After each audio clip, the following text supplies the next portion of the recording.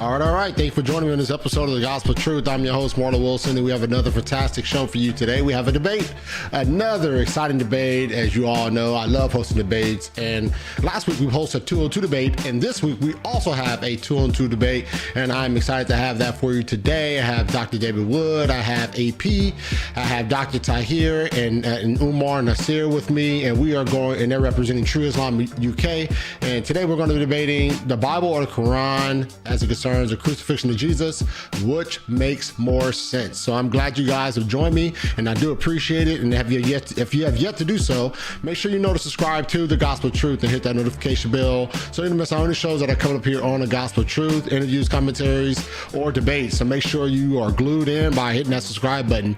If you don't know, The Gospel Truth is not only on YouTube, but also Facebook, Twitter, X, Instagram, and TikTok. So make sure you flow over to those platforms and subscribe and follow on those platforms as well. Most of you know, if you don't know, The Gospel Truth is also on podcasts, iTunes, Google Play, Spotify.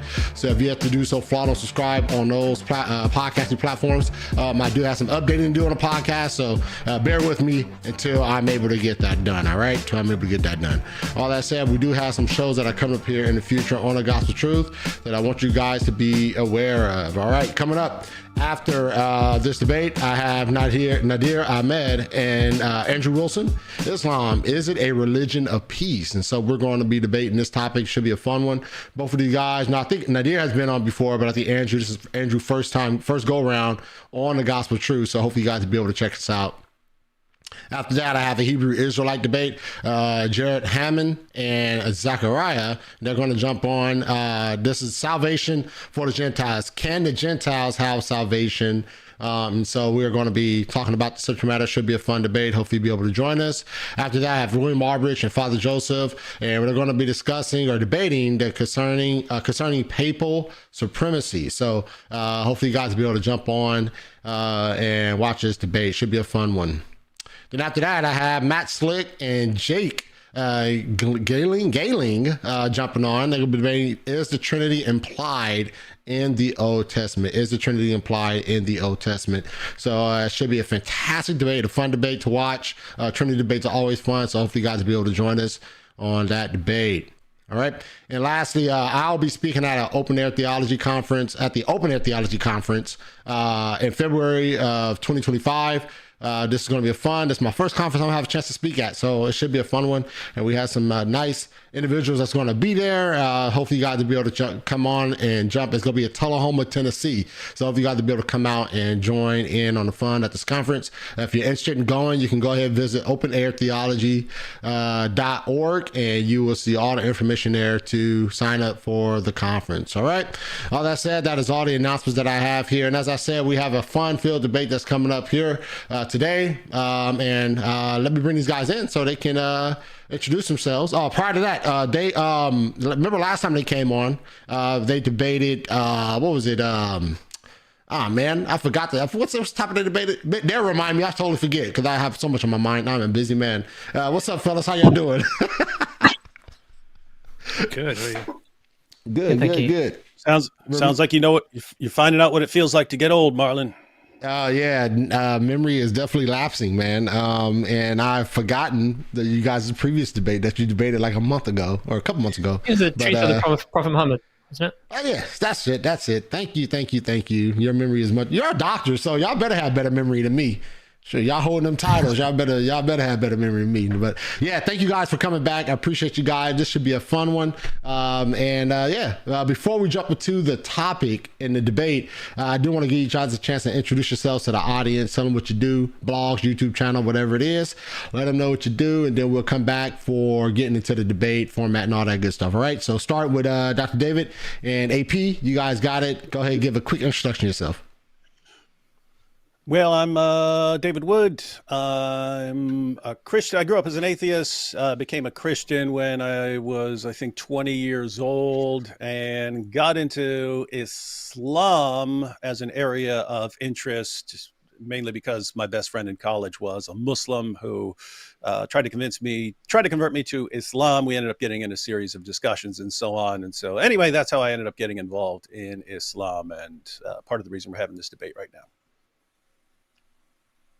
Yeah, I'm AP, Ridwan Apostate Prophet. I'm not David Wood. I am a former Muslim and YouTuber who decided to, after practicing and studying the faith for quite a long time, decided to go out and speak on it. And then I accidentally became more popular than I thought I would, and was initially on the side of atheism in terms of theology, religion in general. Recently started going into a different direction, but have been very much of the view that Islam as a religion is pretty false and also pretty dangerous. And Christianity and Judaism, for example, are religions that made the world a better place. And yeah, that's why I'm here today. All right, all right. Thank you guys for those introductions. Dr. Tahir and Umar, you guys are up next for a quick introduction. You guys got it. Umar, would you like to go first? No, please. I'm Tahir. I'm an intensive care doctor working in the UK. I'm an Ahmadiyya Muslim, and we're here today representing the True Islam UK platform, which is a platform of the Ahmadiyya Muslim community UK. I'm Umar. I am by profession a psychiatrist working in the UK, and I'm a guest speaker for True Islam UK, as my brother said. All right. Cool, guys. Thank you guys for those introductions. Really do appreciate it. And so now we're just going to jump right into this. Hey, what? Yo, what you got? One quick question. When you say brother, do you mean like Ahmadi brother, or is that like you guys actually brothers? No, we're brothers. Brothers in faith, brothers in blood, brothers in every way. Oh, cool. Interesting. Nice. Yeah. I meant to ask that last question last debate too, because I was like, hey, both of y'all got the last name Nasir? What's the chances of that? Good stuff, guys. All right, guys, we are going to jump into this debate. The topic of this debate is the crucifixion in the Quran, or the Bible versus the Bible, which makes more sense. We're going to start that with 20-minute opening statements, and then we're going to have, by each team, then we're going to have 2 rounds of rebuttals, each round having 10 minutes of time allotted to each round for each team. And then we're going to jump into a 30-minute crossfire where both teams will get 4 minutes each, sort of back and forth. And the equated time is total 32 minutes. And then we'll have 5-minute closings. And then we'll have a 45-minute Q&A from the audience. Sounds good? All right. So are we going to be, is in this particular topic, David and AP, do you guys want to present first, or Umar, Tahir, do you guys want to present first? I think we went first last time, so I can't quite remember, but I think that's the case. So perhaps if they go first this time, it'll be a bit fairer. All right. I thought we were under the impression that... Oh yeah, the format you sent. Yeah, the format you sent me, Marlon, was on was that they were going first, because there's no affirmative or negative here. But I'm fine going first as long as AP is. I think we're also fine going first if needed, but up to you guys. I don't have a preference, so whatever you guys prefer. If you whether you want to go first or second, it's up to you. All right, David, AP, you guys. No, let them decide. Okay. I don't mind either way. It's just that I think we went first last time. I just wanted to make it even so that you guys could have the opportunity to go first this time. That was all. That's fine with me. Oh, you can go ahead. That's fine. Fine. Okay. Wait, who's going? All right. So, David and AP, you guys are going first. Marlon, I think we're going to have to choose here. Man, David and AP, you guys are going first, right? You guys are good. Fine. All right, you guys are good. All right. Okay, Marlon, just give me a chance to. I have a PowerPoint up here, but as you know, I'm pretty terrible with technology, so just let us get that up before we start our time. We could have a debate on who's going to go first. Let's see. Window. Right, got that.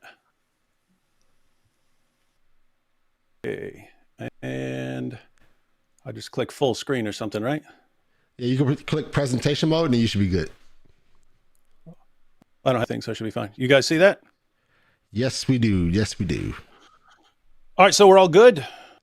We're all good. Let me make sure your timer is good to go here, David, before you go. So you got 20 minutes there. All right. You're good to go, David? AP, you can start whenever you want.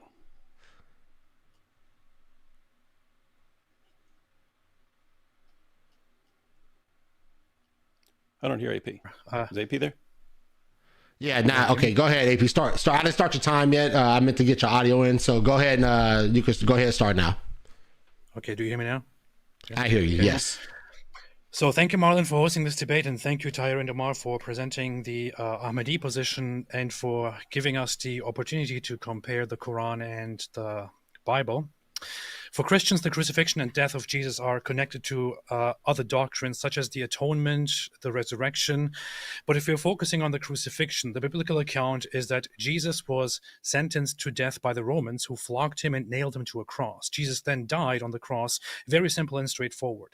By contrast, it's kind of difficult to understand what the Quranic account actually is, because Muslims can't exactly agree on what the Quran is claiming. Most Muslims over the centuries have believed that the Quran promotes what's called substitution theory, the theory that Allah disguised someone else and made this other person look like Jesus. Other Muslims, such as the Ismaili Shias, reject substitution theory and believe that Jesus did die by crucifixion. Then there are the Ahmadis, who believe that Jesus was crucified, but that he survived crucifixion because of powerful healing spices, and then packed his bags and moved to India, where he continued. So Muslims themselves can't really figure out what the Quran is saying. It's confusing, especially because Allah claims that the Quran is perfectly clear. It doesn't really seem that way.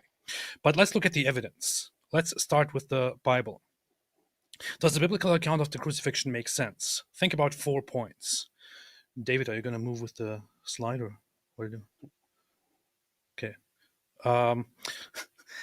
So we'll start with the Bible. First, Jesus repeatedly predicted that he would be killed. Mark 8, verses 31 to 33 says, "And he began to teach them that the Son of Man must suffer many things and be rejected by the elders and chief priests and scribes and be killed. And after 3 days rise again." And he said this plainly. And Peter took him aside and began to rebuke him. But turning and seeing his disciples, he rebuked Peter and said, "Get behind me, Satan, for you are not setting your mind on the things of God, but on the things of man." So Jesus told his followers that he would be killed. Peter said, "No, this will not happen to you." And Jesus condemned Peter for saying that he wouldn't be killed.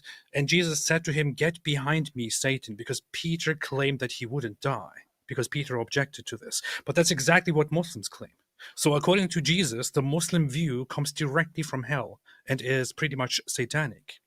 In Mark 9, verse 30 to 32, it says, "They went on from there and passed through Galilee, and he did not want anyone to know, for he was teaching his disciples, saying to them, 'The Son of Man is going to be delivered into the hands of men, and they will kill him.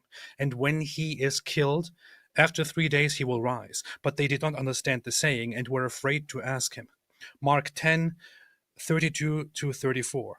"And they were on the road going up to Jerusalem, and Jesus was walking ahead of them, and they were amazed, and those who followed were afraid. And taking the 12 again, he began to tell them what was to happen to him, saying, 'See, we are going up to Jerusalem, and the Son of Man will be delivered over to the chief priests and scribes, and they will condemn him to death, and deliver him over to the Gentiles, and they will mock him, and spit on him, and flog him, and kill him.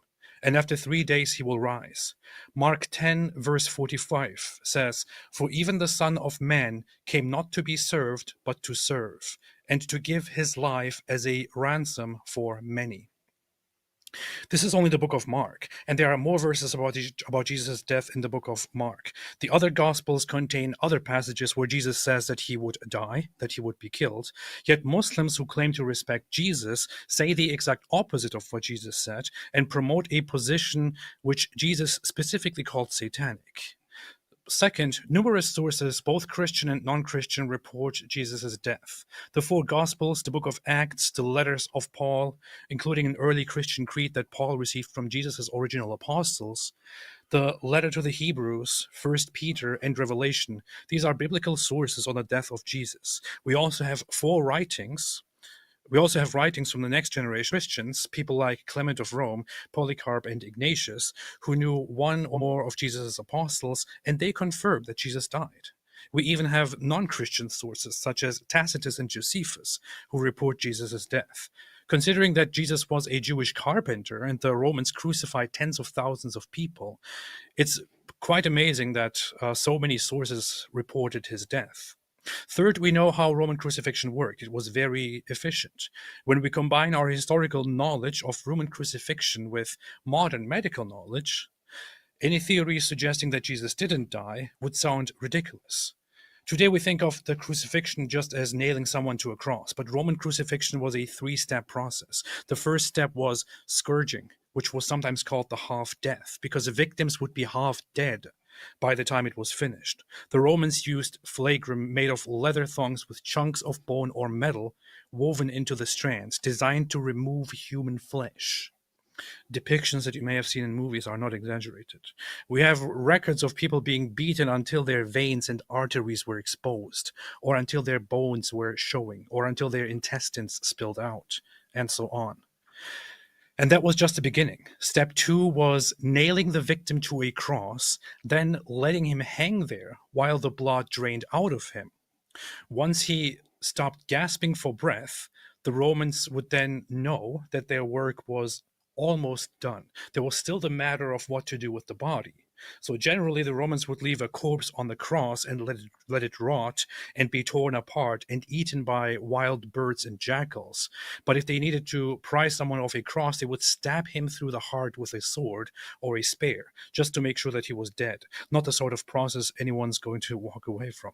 Now, when we consider Roman practices of scourging, crucifixion, and delivering a death blow, we can see why a research team writing for the Journal of the American Medical Association concluded their article by saying, interpretations based on the assumption that Jesus did not die on the cross appear to be at odds with modern medical knowledge.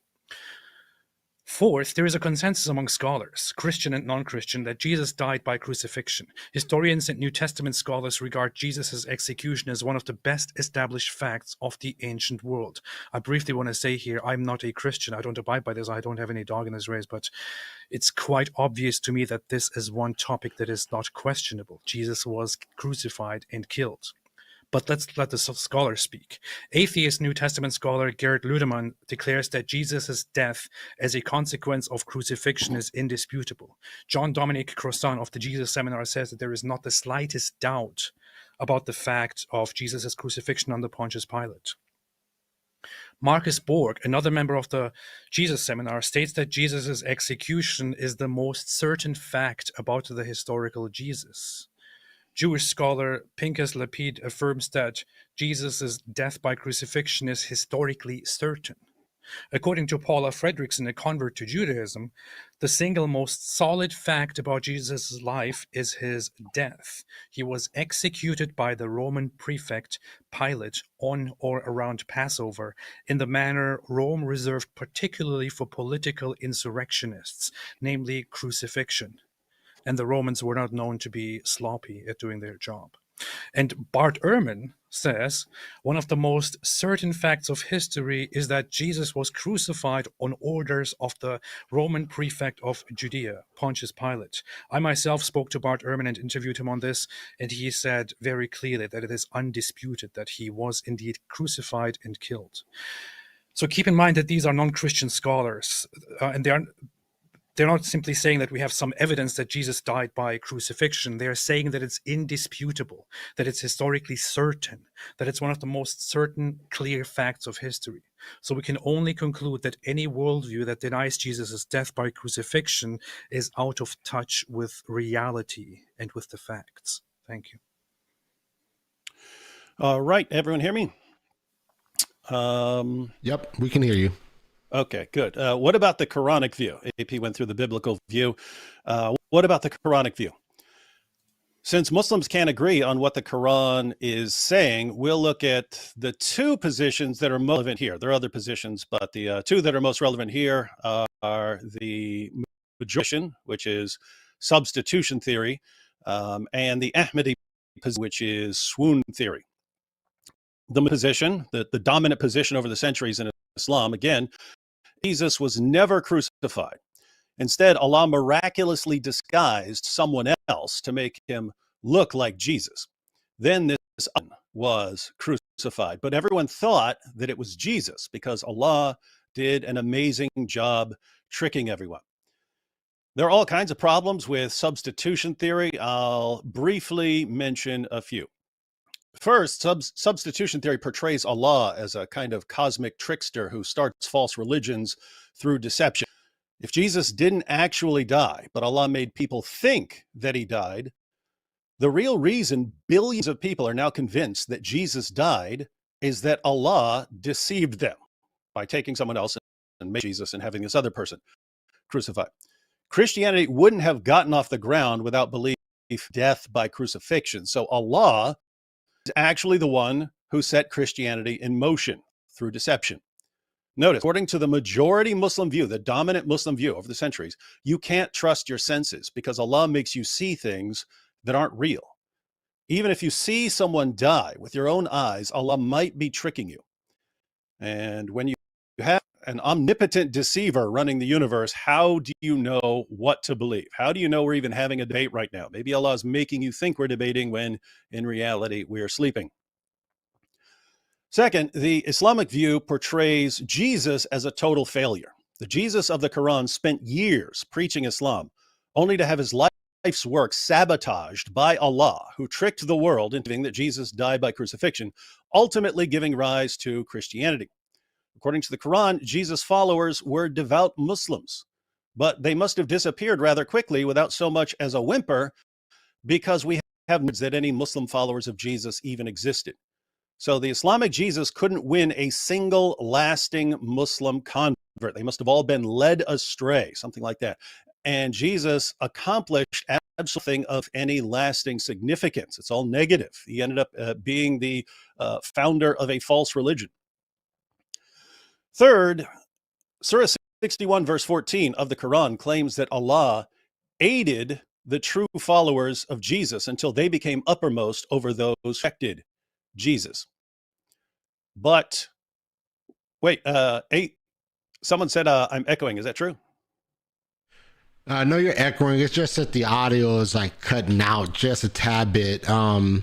Your audio is just cutting out just a tad bit, but you're fine.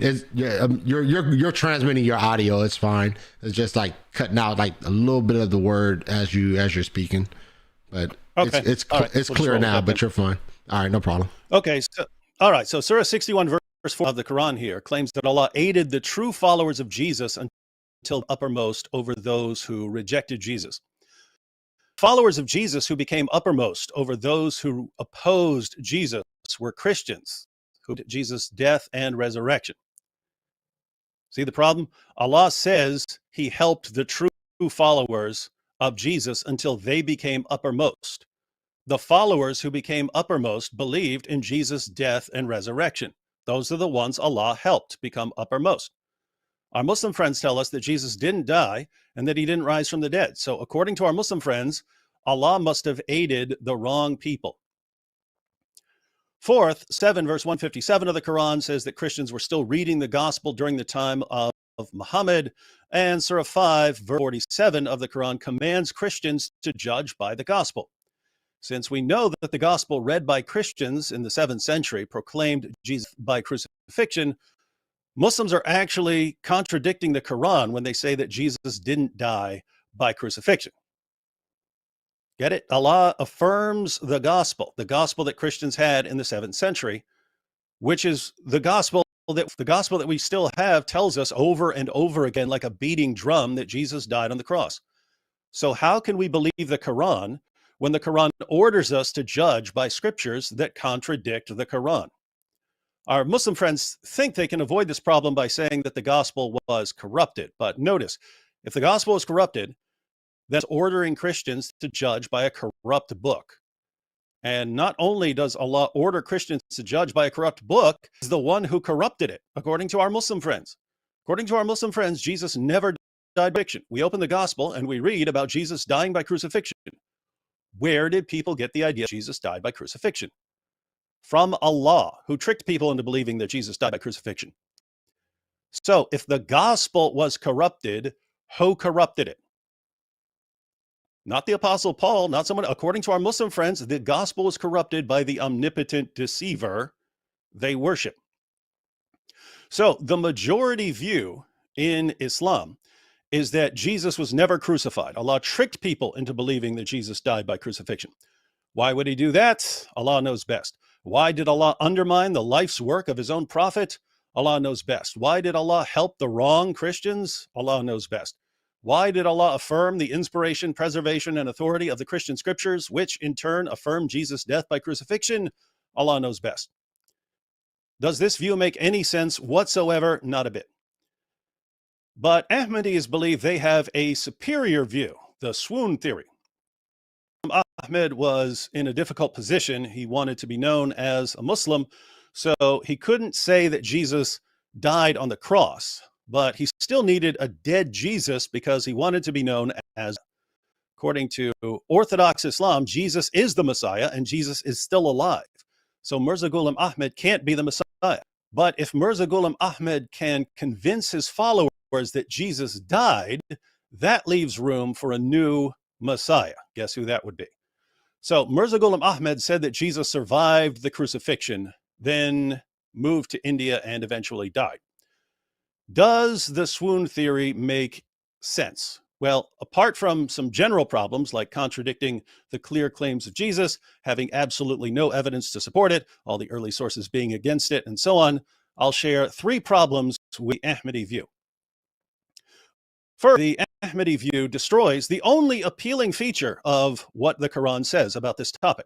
The only appealing aspect of the traditional Muslim view that Jesus was replaced, unlike, let's say, Judas, is that Jesus was rescued from. Now, the traditional view is flawed in every other conceivable way, but at least Jesus wasn't hurt. That's something.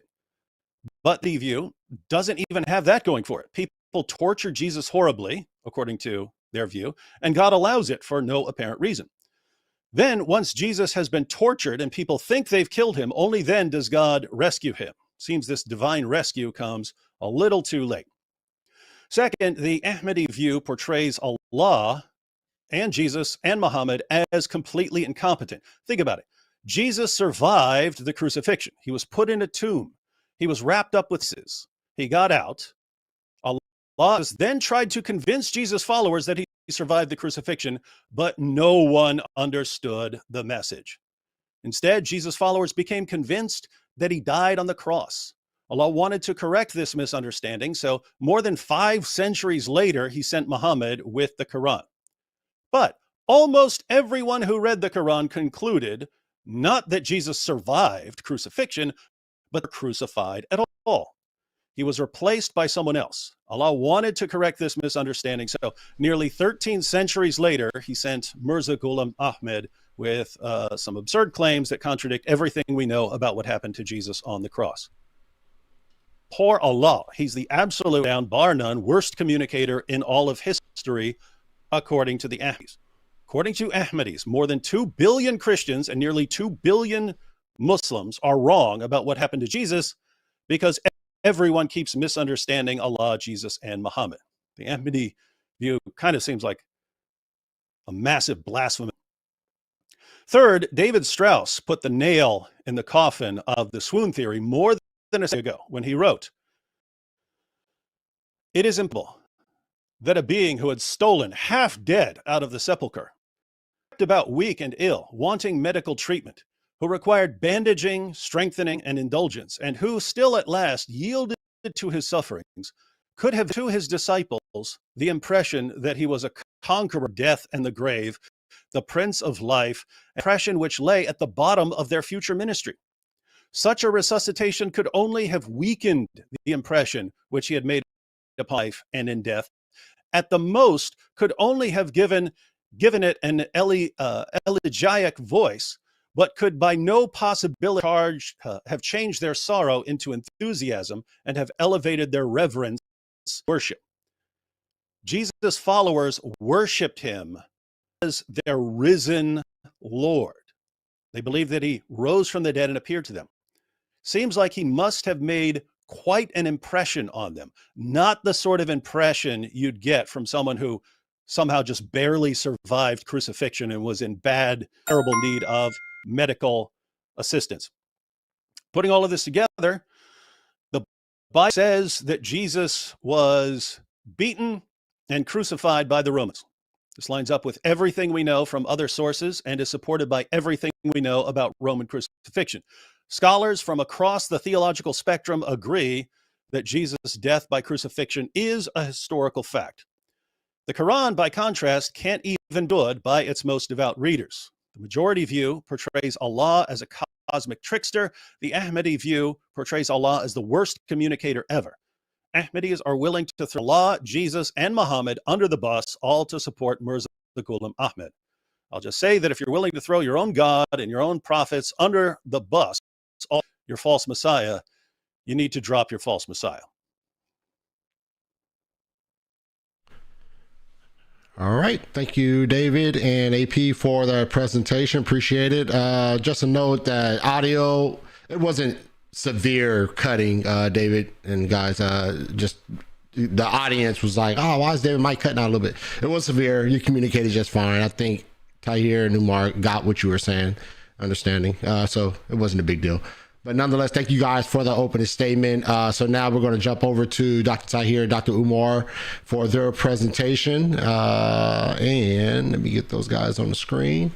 All right. So are you guys presenting a PowerPoint or anything? Or are you guys going to go on without a PowerPoint? We have a PowerPoint. Okay. Umar, you're muted. Sorry, I was going to say, can you pause our clock when we switch over, if that's okay? Yeah, I'll start the clock when you guys get the PowerPoint up and everything. And yep. And that little chime, I don't know if you guys remember last time with the little chime. That little chime is a 1 minute indication that you got 1 minute left in your presentation. So yeah, I look like I do see it. Are you going to be actually presenting, Dr. Umar, or is Dr. Tahir going to be presenting? Yeah, we're going to go back and forth in the middle. Okay. Yeah. Let me get your audio there. All right. So you guys have 20 minutes and I'll start your time as soon as you begin to speak. Okay. So thank you very much. Can everybody hear me okay? Yes. You're coming through great.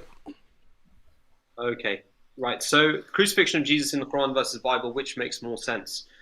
So let's get right into it. So there are three aspects to this debate question. There's the crucifixion of Jesus in the Quran. There's the crucifixion of Jesus in the Bible, and then there's the question of which makes more sense. And I'm going to begin with which makes more sense to help us understand the principles of what we should look for when we assess two different narratives. So in terms of what makes more sense, one particular way that sometimes people go about understanding and comparing or contrasting different explanations is they go by, for example, one framework which is known as the inference to the best explanation. So this is a way by which you can select different narratives to decide which one actually fits the facts better and makes more sense. There are four Sorry, the general screen's very principles. pixelated. Is that just for me? That'll be just for you, Umar. Okay. That's just for you. Look at it on YouTube, it's fine. Thank you. Is that right, Marlon? Yeah. What was the question, Dr. Umar? It looks very pixelated for me. I apologize if that's just me. Yeah, it's just that main screen. That main screen, it just has a little pixelation, but on YouTube, Okay. It's clear. Yep. Give us a bit more time for this interruption. I apologize. Oh, no problem. So sorry about that. Inference to the best explanation is a way by which we understand what is a better explanation between different possibilities, and it has generally understood to have four different components. There's explanatory power. So an explanation should be able to explain the minimal fact of the observed event. Then there's probability. So an appeal to causes that have been witnessed and are known to cause the event in question are to be preferred over previously unseen or unknown causes. And then whichever explanation is simpler, known as Occam's razor, is something that we should prefer. So explanations that have the fewest assumptions when multiple explanations are available. And finally, coherence. The explanation should fit and should not contradict either itself or within a broader coherent framework. So I wanted to give a simple example just to help people get into the way of thinking. So if I go outside in the morning and see that my car and only my car is wet, this is an example often used by intelligent design theorists in particular. If I go outside in the morning and see that my car and only my car is wet, and the ground immediately underneath my car is wet, but otherwise the ground is dry and other cars of my neighbors are not wet, which is the best explanation? Is it that a cloud appeared and rained only over my car during the night? Is it that aliens targeted only my car with moisture? Is it that a prankster deliberately wet my car overnight, or someone spilled water, or a sprinkler system hit only my car? Or is it that my wife washed the car in the driveway this morning? So I'm just going to give you what I think is probably the best answer. It's probably that your wife washed the car in the driveway this morning. And the way we can theorize through this is we can, look at these potentials and say, well, look, a cloud appeared and rained only over my car.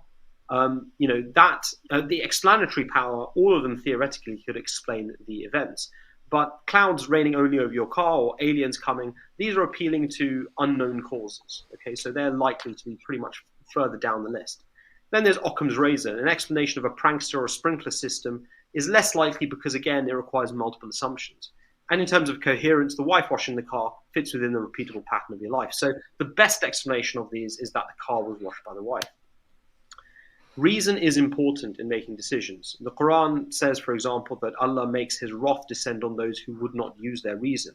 And after this presentation, I'll ask the Christians a rhetorical question, which is that if you wish to hold fast to your interpretation, despite there being a better explanation for it because it is a miracle, then that is absolutely fine. But please just don't pretend like it has any rational basis. The Christian hypothesis is pretty straightforward. Jesus died on the cross. He was then miraculously resurrected by God after 3 days, and he appeared to his followers in bodily form, and that was the proof of his resurrected body. And here are some quotes to support those. These are, as I point out later as well, as Umar points out, these are interpretations. They are statements of belief, but nevertheless, it's quite difficult to find evidence that Jesus rose from the dead from the Bible because nobody actually witnessed it. There's just interpretations and opinions afterwards.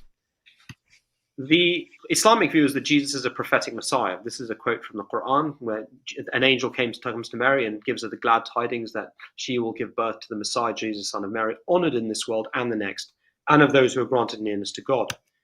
And the Quranic hypothesis is survival. It is not actually the substitution theory. And the Quran actually definitively puts aside the substitution theory. It states, the Jews said that we did kill the Messiah, Jesus, son of Mary, the messenger of Allah, whereas they slew him not, nor crucified him. And that means to crucify to death in particular in this context because they're responding to the allegation of death. But he was made to appear to them like one crucified. Now, this statement, he was made to appear to them like one crucified, is shubbiha lahum. It's the third person masculine singular form. And so it can mean he, she, or it was made to appear to them like one crucified. Now, it's quite obvious that if I'm looking at it, you can't say that Jesus looked like Jesus was made to appear like one crucified unless the onlookers were actually looking at Jesus on the cross. Had he, as per the substitution theory, gone up to heaven 3 days earlier, then whoever was on the cross whom they were looking at, that could not be referred to as Jesus. And this statement of the Quran, therefore, would be an incorrect statement. He was made to appear to them like one crucified. The fact, therefore, that the Quran refers to Jesus as being made to appear dead means that the substitution theory must be incorrect. This interpretation is grammatically possible because the passive structure does not preclude the subject being Jesus, but it does preclude anybody else because the subject of the verse is only Jesus. The substitution theory suggests that someone else was made to resemble Jesus and was crucified in his place. However, this interpretation introduces a new subject, the substitute, that is not mentioned anywhere in the verse. There is no subject of the verse other than Jesus, and so if Jesus was made to appear dead, then the onlookers must have been looking at him on the cross. Otherwise, he was made to appear to them as so becomes a false statement. So if I refer to David Wood and I say he appears ill, I can't be looking at Jim and say he appears ill referring to David Wood. If I do so, then in actual fact my statement becomes false. So the fact that the Quran states that Jesus appeared to them as so means that he was in actual fact on the cross, and it is a direct refutation of the substitution theory. So the Quranic view ultimately is that Jesus was put on the cross and that he survived the crucifixion attempt, and that was the fulfillment of the prophecy that he himself made. Now, how do we decide between these two hypotheses? There's one hypothesis that states that Jesus was on the cross, he died and came back to life. The other one is that he was put on the cross, he survived, and his appearing later was the evidence that he had survived. Just like if you see a person walking around a few days after an assassination attempt with the wounds of the assassination attempt on them, the immediate thought you're going to have is not, oh, you came back to life. The immediate thought you're going to have is, oh, wow, you survived. That's amazing.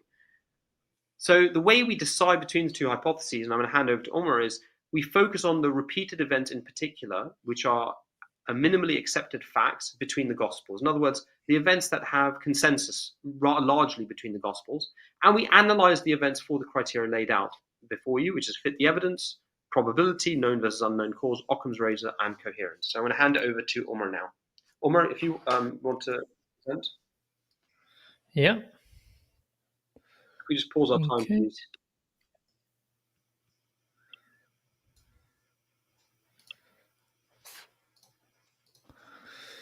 Can you see this?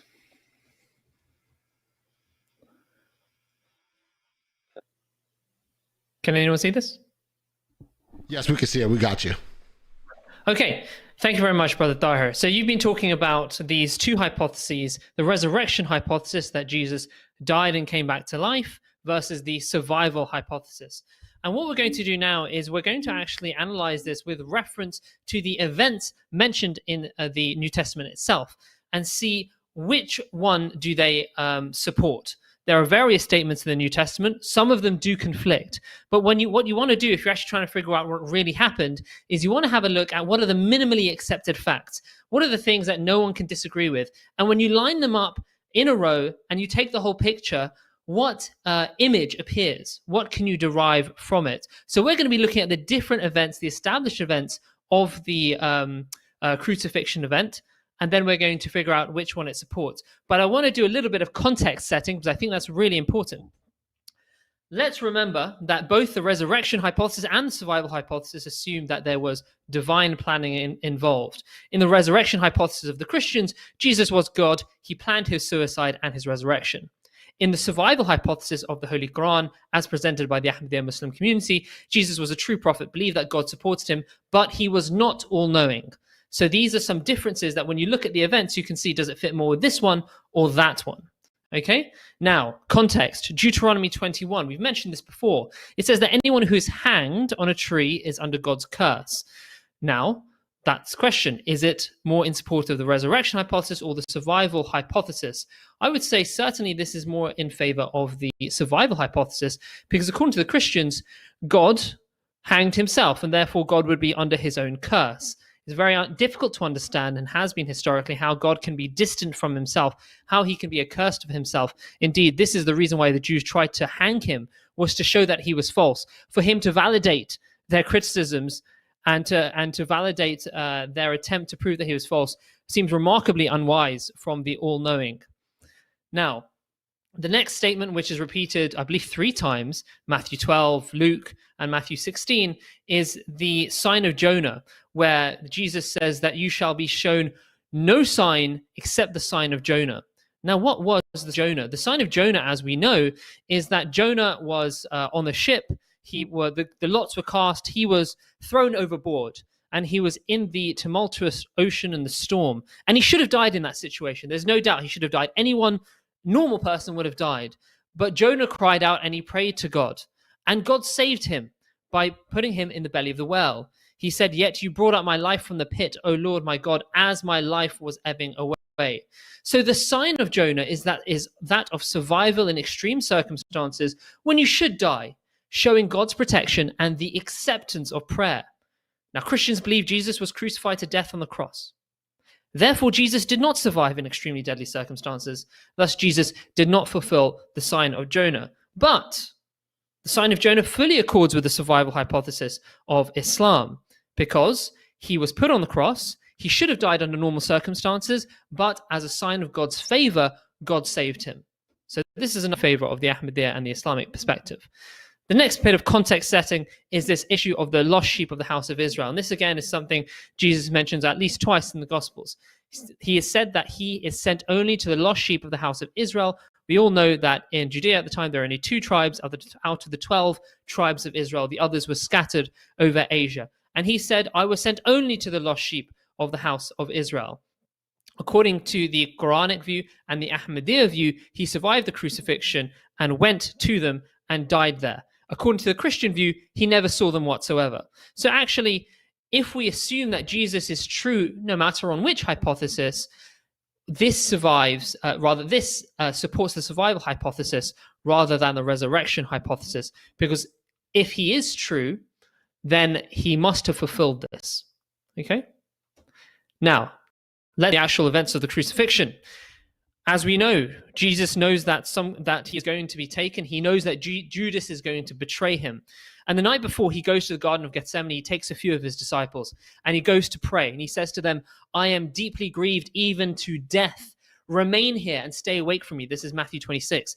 And going a little farther, he threw himself on the ground and prayed, my Father, if it is possible, let this cup pass from me, yet not what I want, but what you want. And then he says, so could you not stay awake with me 1 hour? Stay awake and pray that you may not come into the time of trial. He describes it as a trial. So Jesus is aggrieved. Jesus is praying for the cup to pass, i.e. this trial. And in fact, he actually calls it a trial. So my question to the Christians and to all the viewers is, does this accord with the idea that Jesus himself planned to die? He's praying the night before. He calls this whole event a trial. He is deeply aggrieved and he asks his companions to pray with him. This to me does not sound like this thing is going according to plan. On the survival hypothesis, however, he is praying for the trial to be averted or for him to stay strong through it so that his truth can be manifested. So this accords fully with the survival hypothesis. Now, another very interesting event is that, after this, Jesus is arrested, he's put in front of Caiaphas, and he's put in front of Pilate. And Matthew 27 records something very interesting, and that is the dream of the wife of Pilate. She says, while he was sitting on the judgment seat, Matthew records, while he was sitting on the judgment seat, Pilate's wife sent word to him, have nothing to do with that innocent man, for today I have suffered a great deal because of a dream about him. Now, Pilate's wife had a terrible dream informing her of Jesus' innocence. Obviously, dreams are used as a form of communication from God in the Bible as well as in other religions. She seeks to influence Pilate in favor of saving him. And Pilate then, he says, will you choose Jesus or Barabbas? And they choose Jesus. And then something very interesting happens, which is that Pilate puts him up just before the Sabbath. And this is significant because the Sabbath, which starts on the Friday night, no one can be hung on that time. So Pilate knew that Jesus would only be up there for a matter of hours, essentially. Okay. Now, here's the question. Why would God try to influence Pilate through the dream of his wife to save Jesus if Jesus wanted to die and was God? According to the resurrection hypothesis, Jesus' other part of himself, God the Father, revealed this in order to save Jesus, but actually he wanted to die all along. That doesn't make sense. What does make sense is that Jesus was innocent and that this was part of God's plan to save Jesus. And he was then put up just before the Sabbath.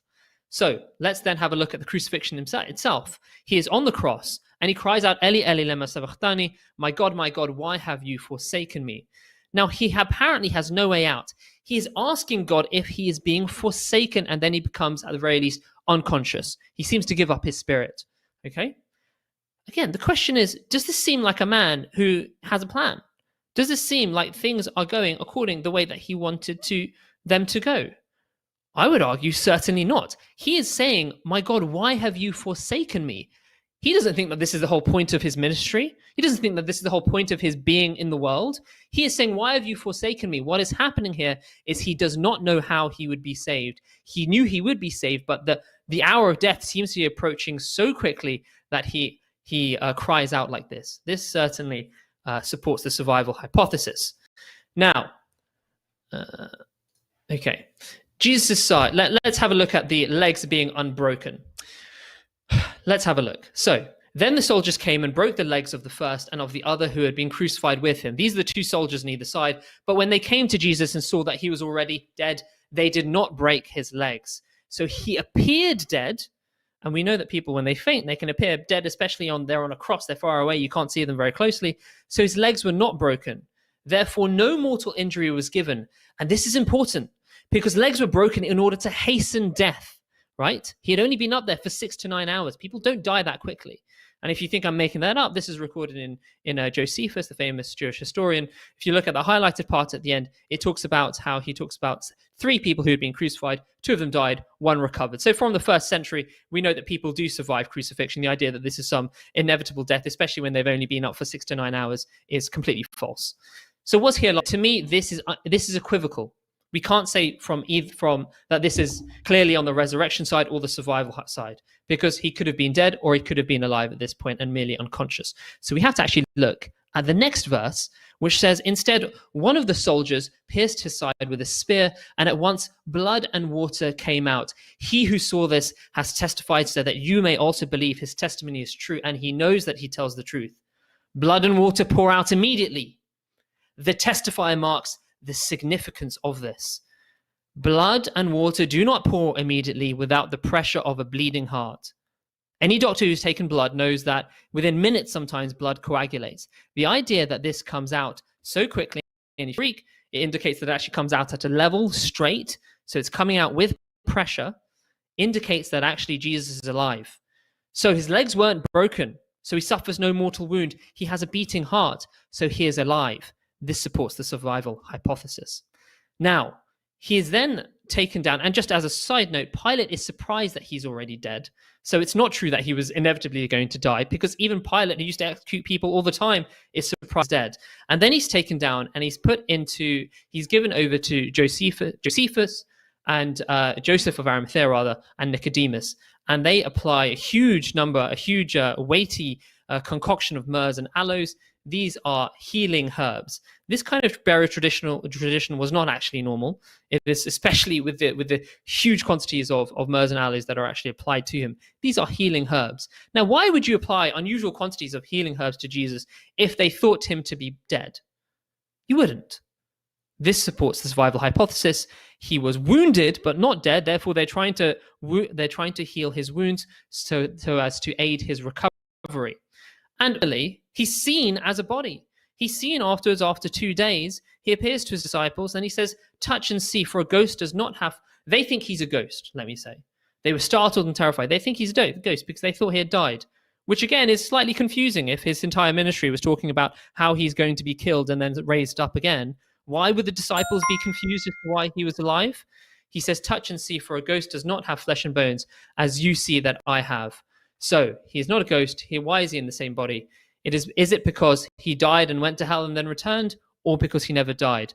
I believe it's because he survived. So actually, all of the major events of the crucifixion support the survival hypothesis. I'll hand it back to my brother, but to carry on.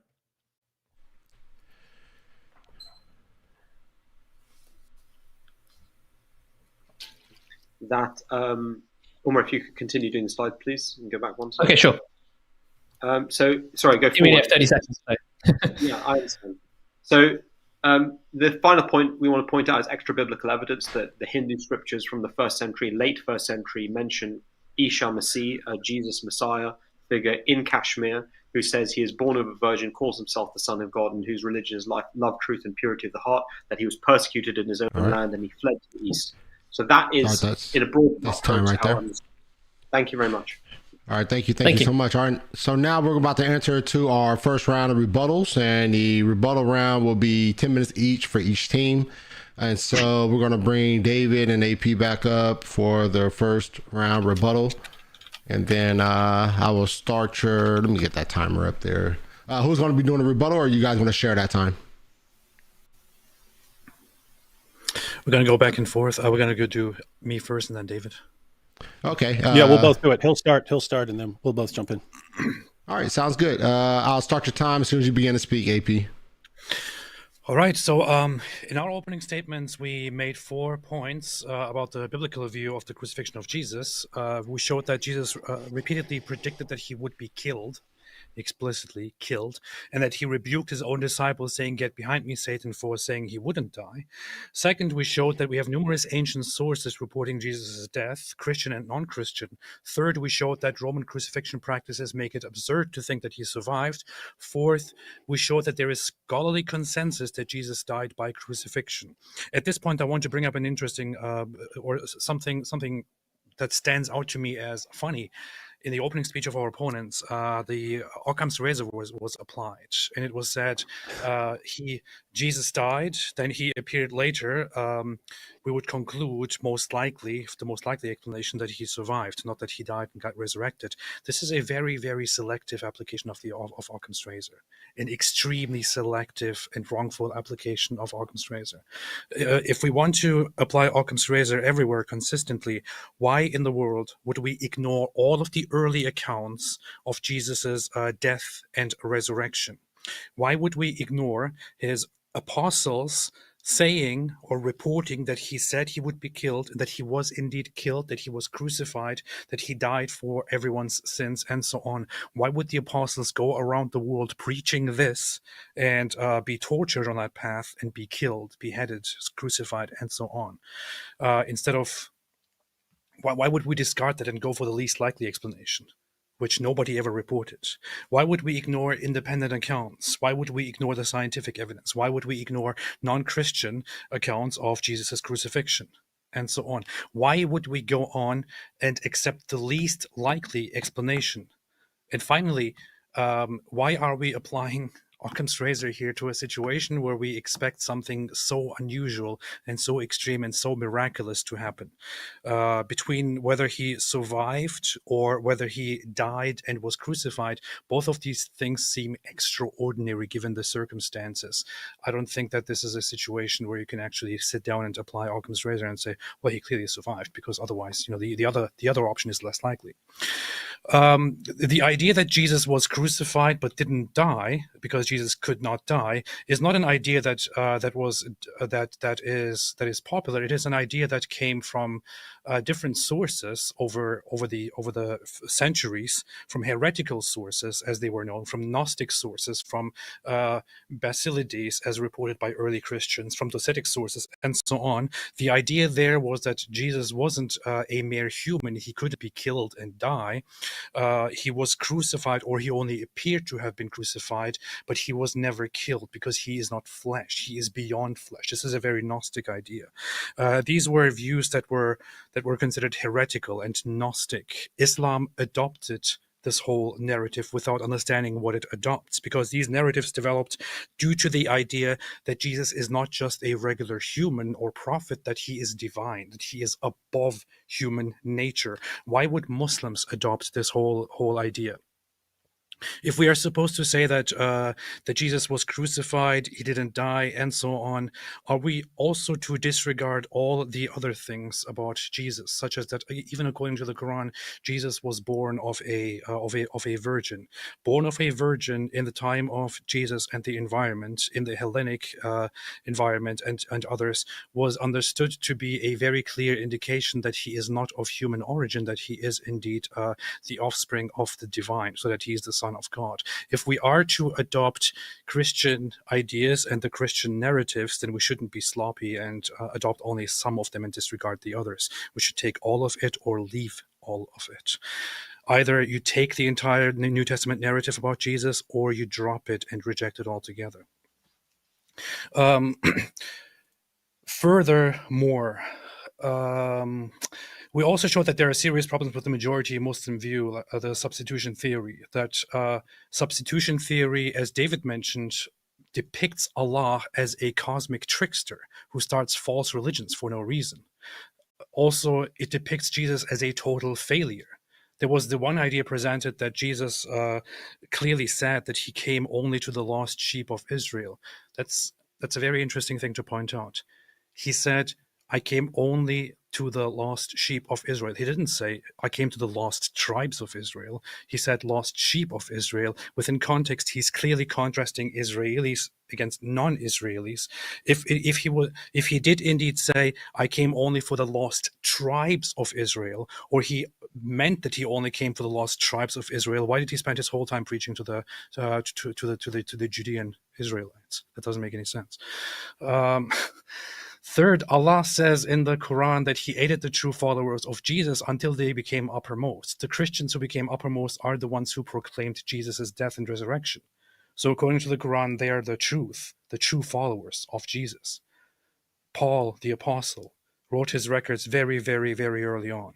And the idea there is quite clear. It is the Christian idea and the Christian beliefs. Fourth, the Quran affirms the inspiration, preservation, and the authority of the Christian scriptures. These scriptures claim that Jesus died by crucifixion. Is this where you take over, David? Dave, I think your mic. I think you muted mic. Your mic muted, David. Or is it? No, it's not. No, you're good. You're good. You're good. You're good. All right, you guys hear me this time? Yep. All right, so yeah, it sounded like Tahir was claiming that it sounded like, maybe I'm misunderstanding, it sounded like he was saying that a miraculous explanation can't have any evidence for it, or that a naturalistic explanation is always the best explanation. I hope I'm misunderstanding him, because these guys are arguing. If so, then he's arguing like an atheist. That would be very odd. As far as evidence for someone rising from the dead, if you know that someone is really dead, you have good evidence that someone is really dead, and you have good evidence that he's alive again later. I would say you have evidence that he rose from the dead. Very strange argument, since both the Bible and the Quran talk about Jesus raising people from the dead. Tahir seems to think that this is absolute nonsense, or that there can't be any evidence for it. Tahir asks if someone was assassinated and appeared later. He says the obvious interpretation would be that he survived. Yeah, you could say that. If you weren't clear on whether he was dead and you saw someone later, you might conclude that he survived. But this actually goes against you, because if the disciples were not completely convinced that he had been resurrected, they would have, as Tahir is pointing out, they would have concluded that he simply survived. In other words, if he showed up and he's all mangled up and he's hobbling around, and this is what they saw, which is what they would have seen if he simply survived crucifixion, they would have said, oh, wow, praise God, he survived the crucifixion. They wouldn't have said he'd been resurrected. Resurrected was a glorified state where you don't decompose anymore. So why would they conclude that? Something big happened, and it definitely wasn't him simply barely surviving crucifixion. Umar quoted Deuteronomy, that God's curse is on anyone hanged on a tree. I don't know how to break it to our Ahmadi friends, but they believe that Jesus was hanged on a tree, and therefore they would believe that Jesus is under God's curse, following their interpretation here. I have to point out for everyone who's a little confused here, the Apostle Paul brings this up. He says, for all who rely on the works, this is in Galatians, says, for all who rely on the works of the law are under a curse, for it is written, cursed be everyone who does not abide by all things written in the book of the law and do them. Now it is evident that no one is justified before God by the law. The righteous shall live by faith. But the law is not of faith. Rather, the one who does them shall live by them. Christ redeemed us from the curse of the law by becoming a curse for us. For it is written, cursed is everyone who is hanged on a tree, so that Christ Jesus, the blessing of Abraham, might come to the Gentiles, so that we might receive the promised Spirit through faith. So Ahmadis and Christians both believe that Jesus was hanged on a tree. But there's a purpose to it in Christianity. There's no purpose to it for our Ahmadi friends. So they just believe that Jesus was cursed, and that's all. They quote they give the sign of Jonah. This is absolutely amazing. When AP brought up that Jesus called Peter Satan for claiming that Jesus wouldn't die, that is that he quoted Mark, but it's in the exact same chapter where we have the sign of Jonah. It's in Matthew 16. Matthew 16, Jesus brings up the sign of Jonah. Then Peter says in the same chapter, you're never going to die. And Jesus says, get behind me, Satan. So think about this. You can interpret the sign of Jonah in multiple ways, because Jesus doesn't explain it in detail. So there are multiple interpretations. There's one interpretation that Jesus specifically calls satanic. It's demonic. It's straight from the pits of hell. And that's the interpretation, that he won't die. And that's the interpretation that Muslims go with. They say, hey, there's interpretation A, B, C, and D. D is the one Jesus says is satanic. That's the one he clearly meant. And I'll just have to say, there's some more points which we'll get to in our rebuttals, but this is the definition of cherry picking. What are our Muslim friends quoting? They're quoting books that repeatedly say over and over again that Jesus said he would die. Books that say over and over again that Jesus died. They're even quoting Matthew, where the angel here says, yes, Jesus rose from the dead. And they're quoting all this and finding evidence that Jesus didn't die. Shocker. All right. Thank you so much for that rebuttal. All right, Dr. Tahir and Umar, you guys are up next for your 10-minute rebuttal, and I will start your time as soon as you begin to speak. Okay, wonderful. Thank you very much. I'm really looking forward to this, because really, they've just made a massive blunder, as usual. As usual. I don't know how they managed to do every single debate we have, but let's go through it. So, firstly, they said that, is this the Ahmadiyya position? No, it's the Quranic position. As I've shown, the Quranic position is that Jesus, in actual fact, survived the crucifixion, and that the substitution theory is not correct because it describes Jesus as being the one as who appeared to them. Shubbi halahum, third person, masculine, singular. As for the crucifixion itself, Apostate Prophet began by talking about how Muslims can't agree on what happened. Ahmadis, Ismailis, Sunni, Shia. Now, the fact of the matter is that I've made it clear what the Quranic position is. What other Muslims choose to believe in is up to them. But this is coming from a person who's defending Christian theology, in which people couldn't even agree on what the Trinity is, and they can't even agree on what the Trinity is 2,000 years later, which is the nature and substance of God. Does that make the Trinity false? Then he talked about the fact that there were multiple different points to be made from making sense from the Bible. He began with Jesus predicting the crucifixion itself, and they've just reiterated that multiple times, that Peter held the so-called satanic view in Mark 3, Mark 9, 3, 30 to 32. The reality is that Jesus also prophesied and told in John 10, in the Good Shepherd, and also in Matthew 13, 24 to 30, which is the wheat and the weeds, that his teachings would in actual fact be interpolated. And I'll read out to you specifically what he actually says. He talks about in John 10, he says, "He who does not enter the sheep pen by the gate, but climbs in by some other way, is a thief and a robber. The one who enters by the gate is the shepherd of the sheep.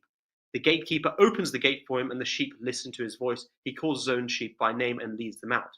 He goes on to talk about how the fact that he is the good shepherd, etc., and that he is referring to the Pharisees in particular here, because it begins, "Verily, truly, I tell you, Pharisees," right? Matthew 13 in 24. He then told them another parable, which is of the sower of the good seed in the field, and talked about how the devil would sow weeds into the wheat. And this is exactly what happened. You had Paul's teachings, which sowed the weeds of current Christian teachings into Jesus' teachings, and they grew together. And in Asia in particular, Jesus' followers became numerous, his honest, true followers who did not believe that he died, and they eventually became Muslim. But among the Gentiles to whom Paul preached, you had them becoming this kind of pagan religion of worshipping Jesus instead of God. So this idea that we're cherry picking, the reality is that Jesus himself tells us that his teaching would be interpolated in multiple parables. So at the end of the day, you have to make a decision. What do you take as your minimally accepted facts? What we try to do is not rely on he said this, which is very easy to interpolate into the Bible, but to rely rather on his actions. Actions are always more dependable than a person's words. Words can be interpolated into a text, but on the contrary, actions speak for themselves. We showed the actions that he was praying in the Garden of Gethsemane not to die. We showed the actions that he was on the cross and crying out, "Eli, Eli, lama sabachthani." We showed, in actual fact, the actions of the blood and water coming out under pressure. So this idea that it's just we're cherry picking, no, we're not cherry picking. We're basing our argument on the minimally accepted facts. Then you have the fact that the argument they make, which is very funny in my view, that the companions of Jesus, the disciples of Jesus, believed that Jesus had died, and therefore we should take their testimony as primary. Well, they didn't. Okay, so in Acts 21, for example, you have Paul going back to James, and this is a point Apostate Prophet made. He said that crucifixion is related to atonement. He's absolutely right. He's absolutely right. So when we demonstrate, therefore, that atonement was not the belief of the early Christians, we can also demonstrate that they did not believe that Jesus died an accursed death for the sins of mankind. And we know this because in Acts 21, Paul goes back to St. James, and James tells him that the Jews who are from Asia who have believed in Jesus have heard that he has come and that he preaches against all men everywhere, to all men everywhere, against the customs of Moses, against the traditions of their fathers, and against the law of Moses. And he warns Paul that if you don't undertake the Nazirite purification rituals and publicly repent of modern day Christian doctrines, then you will in actual fact be mobbed by these people and they will seek to put you to death. Guess what he does? Does he turn around and say, "Oh, James, I know the real gospel," right? He doesn't do that at all. He publicly repents with the 3 men who were given to him, or the 2 men who were given to him who were similar to him, and he repents of modern day Christian doctrines. He repents of atonement. He repents of crucifixion by death.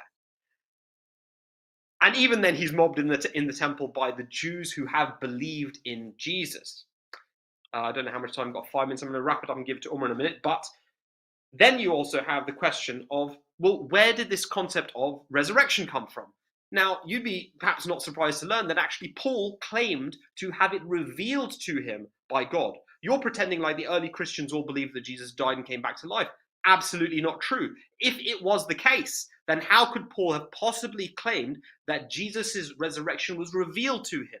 He says, 1 Corinthians 15, 3-8, for what I received I passed on to you as of first importance, that Christ died for our sins according to the scriptures, that he was buried, that he was raised on the third day according to the scriptures, and that he appeared to Cephas and to the 12.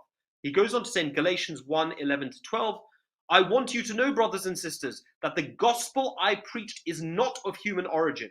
I did not receive it from any man, nor was I taught it, rather I received it by the revelation from Jesus Christ. So this idea that Apostate Prophet and David Wood are attempting to make, which is that, oh, everybody believed in the resurrection of Christ among the early. No, they didn't. In fact, when it was presented to them, they asked him to publicly repent. And when he publicly repented, even then the Jews from Asia who had believed in Jesus, they mobbed him in the temple. And Paul himself takes on the claim that the resurrection to himself and ascribes it to himself. He says, I did not receive it from any man. That means none of the other Christians, none of the other followers of Jesus, the Ebionites, not Christians, for Christian is a term invented by Paul, none of them believed in it. Then I'm going to, very briefly, I covered that.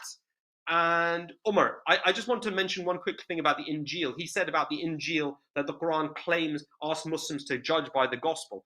The Quran does not claim ask Christians to judge by the gospel in all matters. This is absolutely false. If you look at the actual verses of the Quran, chapter 5, verse 48, you will realize that the very next verse is about judging the truth of the Prophet Muhammad, peace be upon him. This is because the prophecies in the gospel are retained, because the prophecies of the Prophet Muhammad, peace be upon him, were in the form of parables, which are stories, and therefore not interpolatable, because you would have to change the entire structure of the story. And so when the Quran asks the Christian to judge by the Injil, it does not refer to judging by the Injil in terms of its teachings. It refers to the prophecies of the Prophet Muhammad, peace be on him. Omar, I'd like to hand it over to you if you have anything to say. Sorry for the lack of time.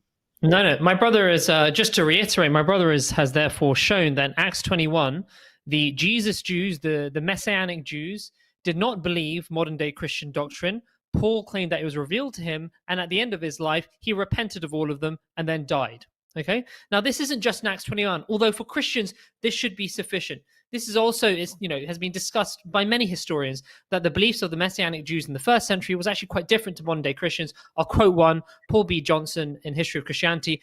Paul's church had not been anchored to the historical Jesus of the Jerusalem church. He says, when he's talking about the Ebionites, it is interesting that their writings and those of other Jewish Christians in the 50s who had first introduced the idea of heresy portray Paul as Antichrist and the first heretic. He went on to say the Christology of Paul, which later became the substance of the Christian universal faith, came from the diaspora and was preached by an outsider who many in the Jerusalem church did not recognize as an apostle at all. So what we have actually is two narratives and two religions in one in Christianity or in the Bible. We have the moral majesty of Jesus, which is what Christianity markets itself upon, tied with Paul's doctrines of atonement and resurrection, which he claimed was revealed to him and therefore was not followed by the actual disciples. And they are put together, and it is sold on the moral majesty of Jesus, which we all commend, but actually through the back door, you end up believing that Jesus died and, died for your sins and all these other doctrines about Trinity. So it's two in one. And the Quran saves Jesus from this. It saves him from this fate of being worshipped, and it restores to him the honor of being the Messiah of the Jews, which is indeed a great honor. Now, just to briefly touch upon this in a different way, the idea that the disciples all thought that Jesus was going to be killed, according to what we propose are clear interpolations of the gospel, that Jesus told them a few times that he's going to be killed, can be clearly refuted by their behavior. Why would they all disperse at the time of the when he was put up on the cross? Why did Peter repent of knowing him, pretend he didn't know him? If this was the plan all along, why were they so shocked when he came and was alive again? This was all the plan. Clearly, this wasn't the plan. They didn't know what was going to happen. Jesus showed that he had God's favor on his side, and that's why he survived. And that was the sign of his truth. Briefly then, David said, Deuteronomy 21, he was hanged Deuteronomy 21 specifically says punishment by death, thus it is about crucifixion to death. So his allegation there against me is incorrect. All right, thank you guys. All right, David and AP, you guys are back in the seat for your second round of rebuttals. Once again, 10 minutes, and I'll start your time as soon as you begin to speak. I want to make it very quick and just mention a few things here, which are that so we so far demonstrated that Jesus repeatedly said that he would be killed, very explicitly once again, and he called the Islamic view satanic. I also showed that we have numerous ancient sources reporting Jesus's death, that we have Roman crucifixion practices that make it very difficult for anyone to survive, and that there is scholarly consensus that he died by crucifixion. Now, a few things here. Our dear friends argued that it is actually the Quranic position and not the Ahmadiyya position that Jesus was crucified but didn't die. This is not true. Open it for yourself. Quran chapter 4, verse 157. In fact, look up Quran chapter 4, verse 157. There's a very interesting tool that you can use nowadays to get the direct interlinear Quran with its meanings and so on. And you can clearly see there for yourself, if you don't want to believe me, that what the Quran says there is that they said, indeed, we killed the Messiah, Isa, son of Maryam, the messenger of Allah, but they did not kill him and they did not crucify him, but it was made to appear to them so. So it doesn't say they crucified him, but they did not kill him. It clearly and explicitly says they did not kill him, nor did they crucify him. This is the Quranic position. AP, Reading AP and Tahir's translation says appeared to them like one crucified. It was in italics because it's not in the Arabic and it's added. So he's sitting there saying, look how clear the Quran is. It clearly affirms our position. It has added words that aren't in the Arabic, because if you just leave the Arabic, it doesn't give the Ahmadi view at all. Yeah, the Arabic clearly says "wama thalabuhu." It says they did not crucify him. So that is the Quranic position, which is why the vast majority of Muslims throughout history have always understood it as so, and there has not been any serious credible mainstream idea that he was crucified and he somehow survived or anything like that. And by the way, Tahir said he gave his response. He said, "Well, there are disagreements about the Trinity. Does that mean that the Trinity is true?" We're not saying that Muslims have disagreements, therefore there is no correct Muslim position.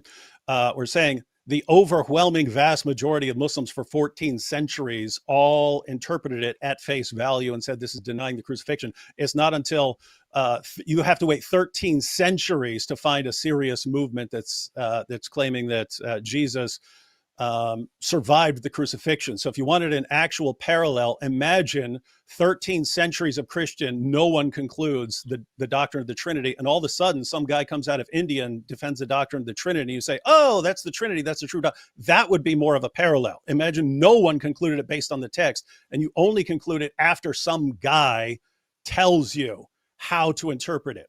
And then because of your allegiance to this guy, you have to kind of read it into the text. That would be a parallel, but fortunately, we're not dealing with that situation. Yeah, I want to quickly correct here. It says "wama qataluhu wama salabuhu," so that is they did not kill him, nor did they crucify him.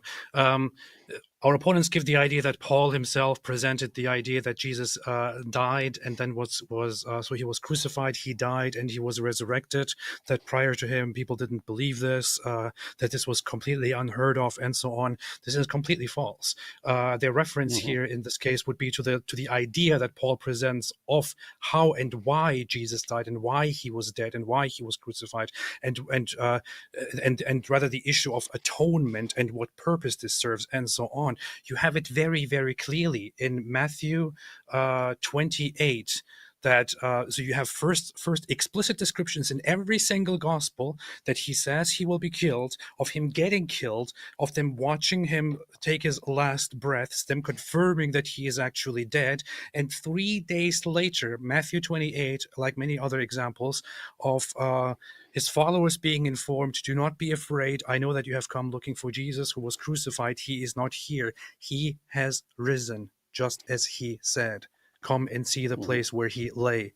So they buried him, and he has risen from the dead and is going ahead of you into Galilee. This is the actual text in the Gospels. So this is why, once again, I want to reiterate: you either take what the Christian sources say as a whole, or you reject them fully. You can't just cherry pick like this.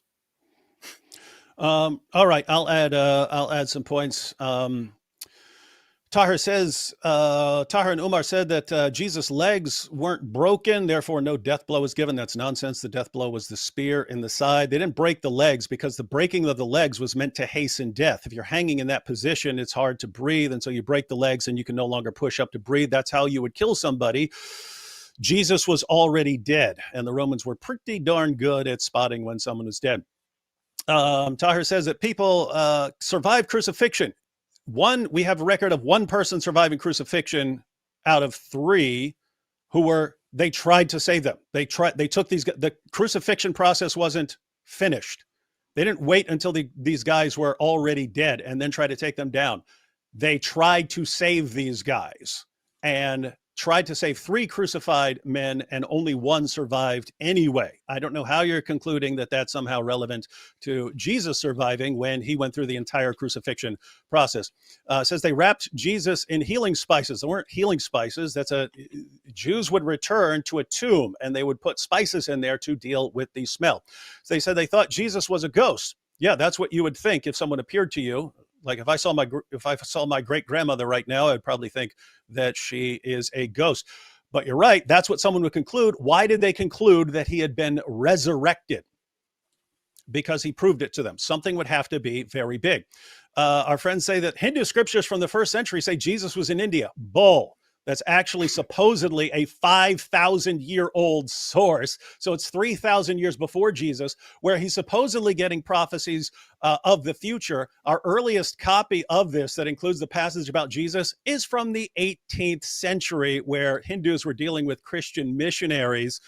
Our earliest copy is from the 18th century, and they're expecting us to take it seriously as a 5,000-year-old Hindu work where they're looking forward to Jesus appearing.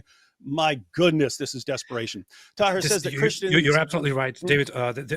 This is an idea of in polytheistic religions like Hinduism, for example. It's a common thing to syncretize from different religious beliefs and adopt them into your religious history and so on. Our Ahmadi friends presented it as if there was a first century text, first century instance mentioning some person corresponding to Isa, Masih, or Jesus in India. Never happened. There is no single piece of evidence that there is such a first century text. The earliest occurrences of something that is similar to this appear after the time of Islam, actually. And the first instances of this being clearly mentioned are, as David said, within the last 2 centuries. And I also briefly want to say, by the way, the sign of Jonah was mentioned. The sign of Jonah is a very interesting topic. I like reading Jewish sources, as some people may know, and it is actually a common Kabbalistic, so Jewish mysticistic belief that Jonah in the Bible, when he was thrown into the sea, he literally died. He literally died. He literally gave up his soul, and his soul went up because to the that's what he throne says. of God. And his soul stayed there for the entirety of the days. And then when his trial was over, his soul came back and he was resurrected. So he directly experienced death. This would make sense comparing it to Jesus' death and resurrection. Yeah, and that's what Jonah says. Jonah says he was in Sheol, and God raised him up from the pit. The pit. That's the pit. That's the abode of the dead. Tahir says that they rely on Jesus' actions, not on his words. So not on his words when he keeps saying over and over again that he's going up to Jerusalem to be killed. They said one of the silliest, borderline insane arguments I've ever seen is that in Acts 21, Paul publicly repents of his view of atonement. What did they say? What did James say? He said, hey, people here are spreading the rumor that you're going around telling Jews to turn away from the law and that Jews don't have to. That's not what Paul said. That's what Paul told the Gentiles. The Gentiles don't need the law. So he corrects them by showing that. And that's exactly what Paul says. He says, when I'm around the Jews, I behave as a Jew. When I'm around Gentiles, I behave as the Gentiles. So he's simply correcting them. They quote 1 Corinthians 15, 3-8, and they quote this as a revelation of Paul. That's absolute nonsense. And they supported this with Galatians, where Paul says that he got his gospel through revelation. My goodness, keep reading. At the very end of the same chapter, Paul says, then after 3 years, I went up to Jerusalem to visit Cephas and remained with him 15 days. The next part, then after 14 years, I went up again to Jerusalem with Barnabas, taking Titus along with me. I went up because of a revelation and set before them, though privately, before those who seemed influential, the gospel that I proclaim among the Gentiles, in order to make sure I was not running or had run in vain. What does he do? He verifies the gospel that he got by revelation. It's the apostles who gave him that passage in 1 Corinthians 15, affirming Jesus' death and resurrection. Guys, again, definition of cherry picking, taking something and ignoring what comes right after it. All right. Thank you guys for that second rebuttal. All right. Dr. Tahir and Dr. Umar, you guys are back in the seat for your second rebuttal. And once again, I'll start your 10-minute timer when you begin to speak. Well, hey, again, we're back with a whole new lot of, I don't know what to call it, maybe trash. I don't want to be mean, but I mean, it's really bad this time. This time they've tried to venture into Arabic, Quranic Arabic of all kinds of Arabic, to show how ignorant they are, unfortunately. I'm really sorry to say this, but it's just plain fact. So, وَمَا قَتَلُوهُ وَمَا صَلَبُوهُ وَلَكِنْ شُبِّهَ لَهُمْ. Okay? They did not slay him. قَتَلَ means to kill with a sword or with a spear. وَمَا صَلَبُوهُ. Now, I'd like to share my screen if that's okay, actually. Marlon, can I do that? Yes, you can. Go for it. Okay. So the question really is what does salib mean? What does salabuhu mean? Okay. So here we have crucifixion is used 3 times in the Quran as a word, and this is an instance from the Joseph in the prison, and he says, "O my 2 companions, as for one of you, he was given the interpretation of the dreams that are given to him. O my 2 companions of the prison, as for one of you, he will pour out wine for his Lord to drink, and as for the other, he will be crucified so that the birds will eat from off his head." He says, I'll show you, he says here, فَيُصْلَبُ فَتَأْكُلُ الطَّيْرُ مِنْ رَأْسِهِ. So what he's saying here is that he will be crucified so that the birds will eat from off his head. Now, it doesn't say here that he'll die, but it's self-evident in the word salib. Here is فَيُصْلَبُ, with same word, just different form, is that he will die in the act of crucifixion, because birds don't eat from a body that is obviously still alive. They will eat from a body that is dead. So the word salabu actually has within it the meaning of to die. Not always. It can also mean to be put on the cross as well. But the question here, which of the two is it? Now, it's quite clear in this particular statement of the Quran, it's referring to the allegation that Jesus died on the cross. So when it then comes and says he did not die through being cut, because that was one of the 2 interpretations as to how he died, through a cut, through the spear thrust, which was what was mentioned by David Wood. And then the second method that was traditionally thought that by which he died was that he died through, I think I've stopped sharing, haven't I? Good. The second time, have I stopped sharing, Marlon? Yeah, you're good. You got your camera back up. Yep. Sorry, great. So there were 2 methods of death which were presented traditionally as to how Jesus died. One was through this cut of the spear, and the second was through the act of crucifixion. And so the Quran refers to both these forms of death in the words وَمَا قَتَلُوا مَا صَلَبُوهُ. The word وَلَكِنْ شُبِّهَ لَهُمْ, he's making out like I'm hiding some translation. It literally means وَمَا قَتَلُوا مَا صَلَبُوهُ وَلَكِنْ شُبِّهَ لَهُمْ. Rather he or it was made to appear to them as so. That's all it means. Okay? And that clearly means, therefore, that Jesus must have been on the cross for it to say that he appeared to them as so. Because if he's not present, how can he appear as anything? Okay?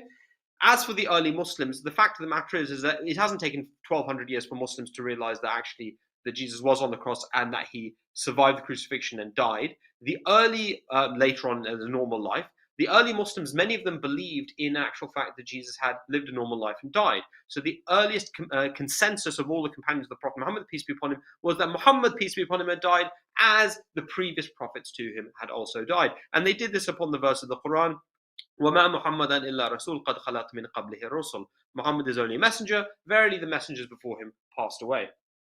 The other point I want to make is the question of the...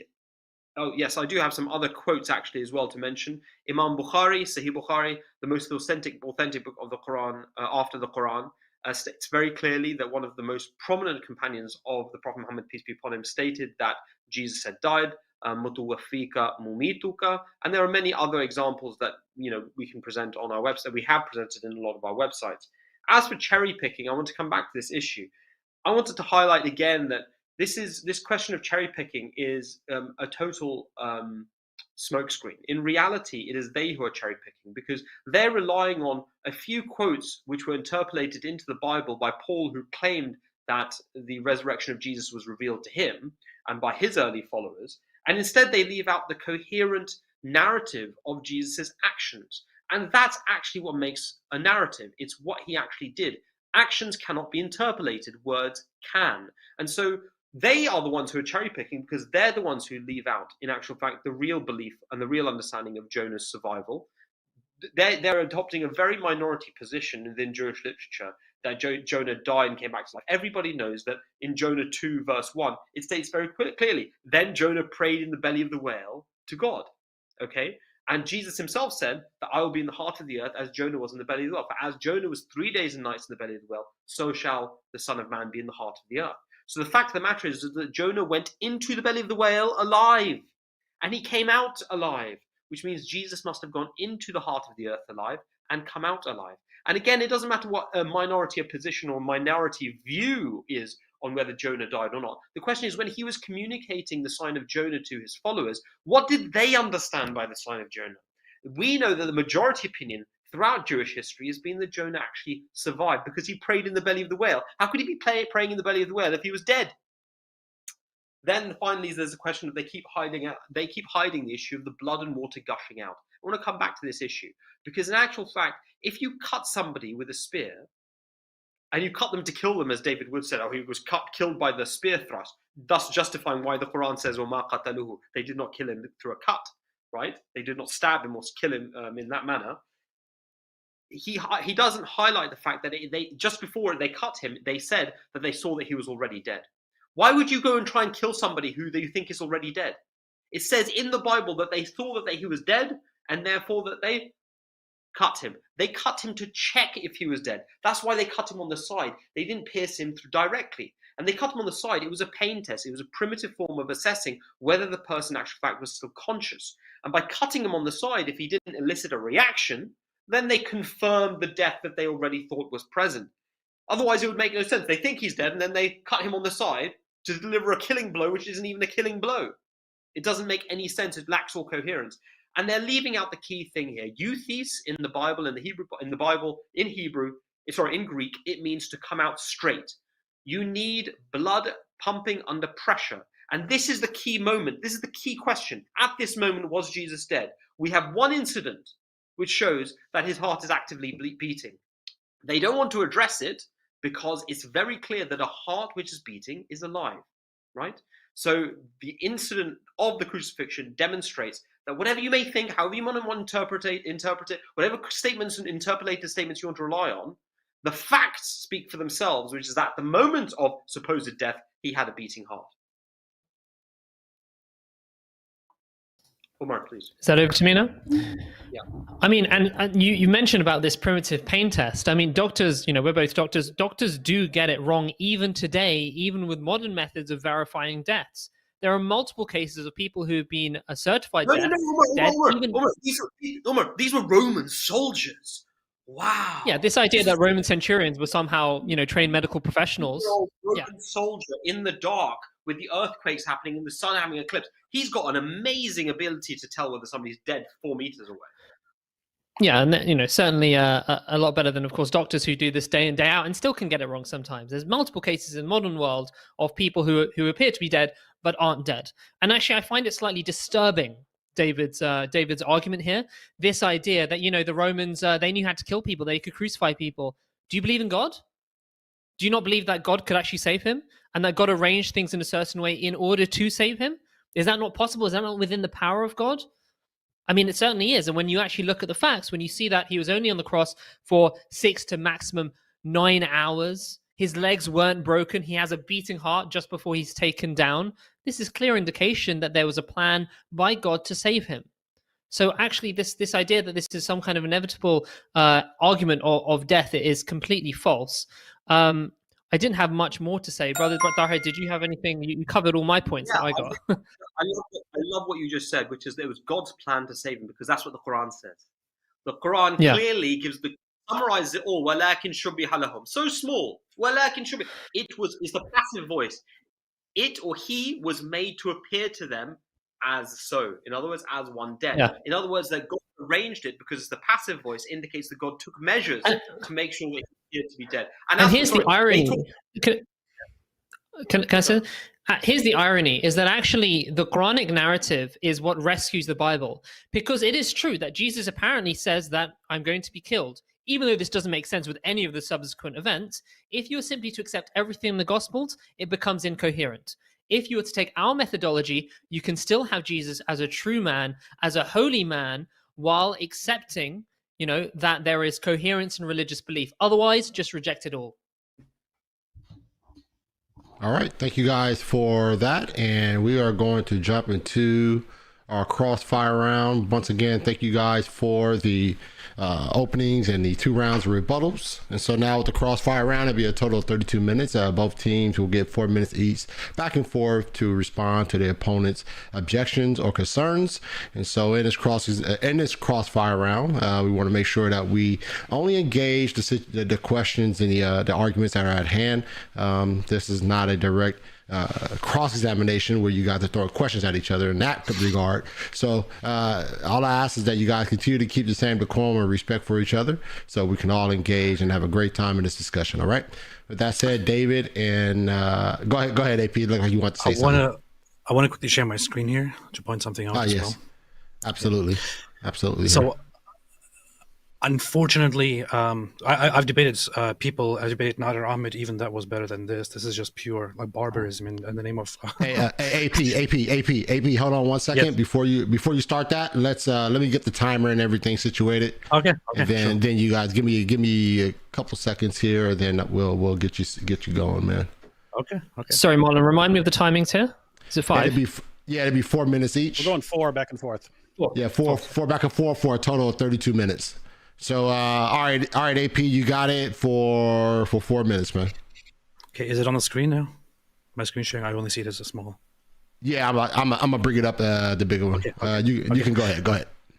Okay, so obviously a lot of really, really bad stuff was said here, but I also want to share my screen here and show just one aspect here. We talked about Quran chapter 4 verse 157, and I briefly explained how the Quran clearly says that he was neither killed nor crucified, and we have then argued about something. Now I want to ask one simple question after I demonstrate what the Quran actually says. It says here, you can look at the Arabic, وَمَا قَتُلُهُ, they did not kill him, وَمَا صَلَبُهُ, they did not crucify him. And then it was only made to appear so. It was only made to appear so does not mean that he was actually brought on the cross and it was only made to appear as if he died. Nobody understood this as so. This is an idea that Gnostics also believed, and they thought that somebody was actually crucified, but it wasn't Jesus. There are lots of interpretations you can make of this. However, I just want to point out something very funny and very silly here. So I pointed out that it says they did not kill him, and they did not crucify him. Our Ahmadi friend says that crucifying here, when it says they did not crucify him, means they did not kill him by crucifixion. Okay. Then why in the world does it say they did not kill him and they did not crucify him? This means that Allah is saying they did not kill him, nor did they kill him by crucifixion. Why would that? Why is that what Allah would be saying? It seems like Allah has a very, very strange way of communicating, which is why it clearly says they did not kill him, nor did they crucify him, which is how it was understood throughout the Islamic history and Islamic scholarship. Secondly, accusing us of cherry picking things. Seriously, once again, Matthew 28, very, very clearly, even the Greek says he came back from the dead, from nekros in Greek. It's very clear there. He died and he came back. He rose. And that's actually connected to the sign of Jonah. So again, once again, sign of Jonah, you read about Jesus saying it in Matthew 16, same exact chapter right after that. Jesus says that he's going up to Jerusalem, he's going to be killed. Peter says this will never happen to you. And Jesus says, get behind me, Satan. You don't have in mind the things of God, but the things of men. He rebukes Peter and calls him Satan specifically for saying that he wouldn't die. So that is the one interpretation that's completely ruled out, and it's the interpretation that our Muslim friends cling to. They say, but Jonah was alive. Not according to Jonah himself. What does Jonah say? He says, I called out to the Lord out of my distress, and he answered me. Out of the belly of Sheol I cried, and you heard my voice. Sheol, what is that? That's the abode of the dead. Later, as far as how he was alive again, verse 5, he says, the waters closed in over me to take my life. The deep surrounded me. Weeds were wrapped around my head at the roots of the mountains. I went down to the land whose bars closed upon me forever. Yet you brought up my life from the pit, O Lord my God. And so they'll interpret Jonah as saying, yep, I was alive the entire time, even though he says he was in Sheol and that God raised him up from the pit that had closed upon him forever. And Jesus, who says that their interpretation, the Ahmadi and Muslim interpretation, is completely satanic. They say, nope, that's what Jesus is actually saying. He's saying that our interpretation is as good as gold. My goodness. All right. Yeah, that was four, right, Marlon? Were we about 8 seconds left? I also want to point out one thing, which is that the Hindu text was brought up. There is still no single evidence to give us that there was actually a first century record of this. Yeah, I want to see the first century manuscript. All right, Dr. Tahir. Dr. Tahir and Umar, you guys are up for your 4 minutes. Can I just jump in? I find it remarkable that David is quoting Jonah, but he for some reason stops before verse 7, which says, as my life was ebbing away, I remembered the Lord, and my prayer came to you into your holy temple. Those who worship vain idols forsake their true loyalty. And he goes on to say, deliverance belongs to the Lord. So it's about as he is heading towards death, as my life was ebbing away, I remembered the Lord who heard my prayer and brought me out. So yes, it's about when someone is dying or in the process of heading towards death, they are saved. That is the sign of Jonah. The idea that this is some kind of fringe interpretation is quite frankly clearly false. Relying on some incredibly minority position, which contradicts most significantly the words of Jonah itself, the book of Jonah. I think it should not be accepted in this situation. And I would like to emphasize and repeat again, if it was the case that Jesus did really to go around telling all of his disciples that I'm going to be killed and then I'm going to come back, why would they all flee? Why were they all shocked to see him again? That doesn't make sense. Why was he praying in the Garden of Gethsemane before? Why did he cry out, my Lord, why have you forsaken me? Why did these things happen? There is no explanation. We have presented a coherent narrative that makes sense of the bulk and the majority of the actual events, pre-crucifixion, peri-crucifixion, and post-crucifixion. You've done nothing to actually refute that except to rely on certain statements which are imputed to Jesus in the Bible, in the Gospels, which contradict other statements. So this is what we're saying. We're saying go and look at the actual overall narrative. Because if you don't do that, then you have to simply say this is some incoherent religious mumbo jumbo. Let's just ignore all of it. We don't want to do that. And we're giving the audience a methodology in order to save them from that fate, and to be able to understand Jesus as a true man. You have not been able to give any such methodology. All you're saying is that according to your methodology, the Gospels are basically incoherent, nothing really makes sense. Then why believe? Well, perhaps it's the foolishness of man. Yeah, which is the wisdom of God according to Paul, right? So absolutely right, Umar. So Jonah, the case of Jonah was what we call a near-death experience, and it's called near death. It's not called actual death. A lot of near-death experiences happen today. People see the tunnel, see the light, get the life review, and come back. It doesn't mean they actually died. This is a well-known phenomenon. You can go on nde.org, I think it is, got thousands of such near-death experiences, and you can read them for yourself. They're all living, by the way. They didn't all die and come back to life. As for the meaning of Salib, it's very sad that this individual, he doesn't seem to listen to what I'm actually saying.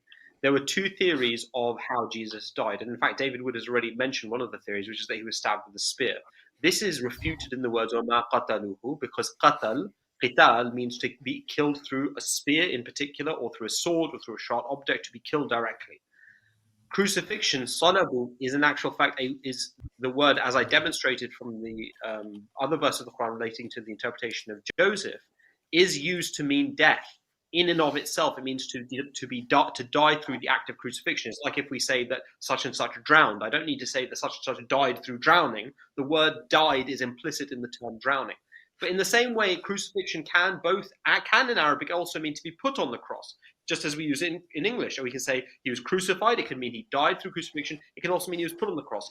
We argue that in actual fact it means here that he was died through crucifixion. The reason we do so is because the Quran is refuting the allegation that he died. The Quran is not refuting the allegation that he was put on the cross. It says, we did kill the Messiah, son of Mary, messenger of Allah, but they did not slay him with a spear, nor did they kill him through crucifixion. It's refuting both aspects by which Jesus was thought to, in actual fact, have died. I want to put it to you, how do you explain the fact that he had a beating heart at the time of the supposed death? All right, David AP. I just want to ask very quickly how silly it would be to say that somebody was actually electrocuted but didn't die, and we then said he was neither killed nor was he electrocuted. It's kind of funny. However, I also want to point out one thing, which is I want to bring up once again Matthew 28. Matthew 28 very, very clearly says that very clearly has people under the impression that Jesus actually died.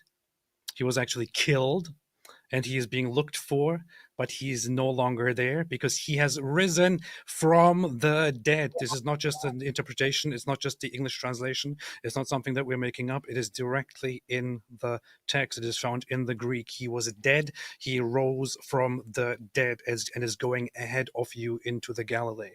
That is what it says. We have multiple accounts of the Gospels clearly laying out and clearly saying that he died and came back to life. Why did Jesus pray and ask for help? Why did Jesus pray that this cup is passed from him? Very, very simple. This is not something that is a great mystery that Christians have never answered. It's because of the nature of Jesus, which has been part of Christology from day one.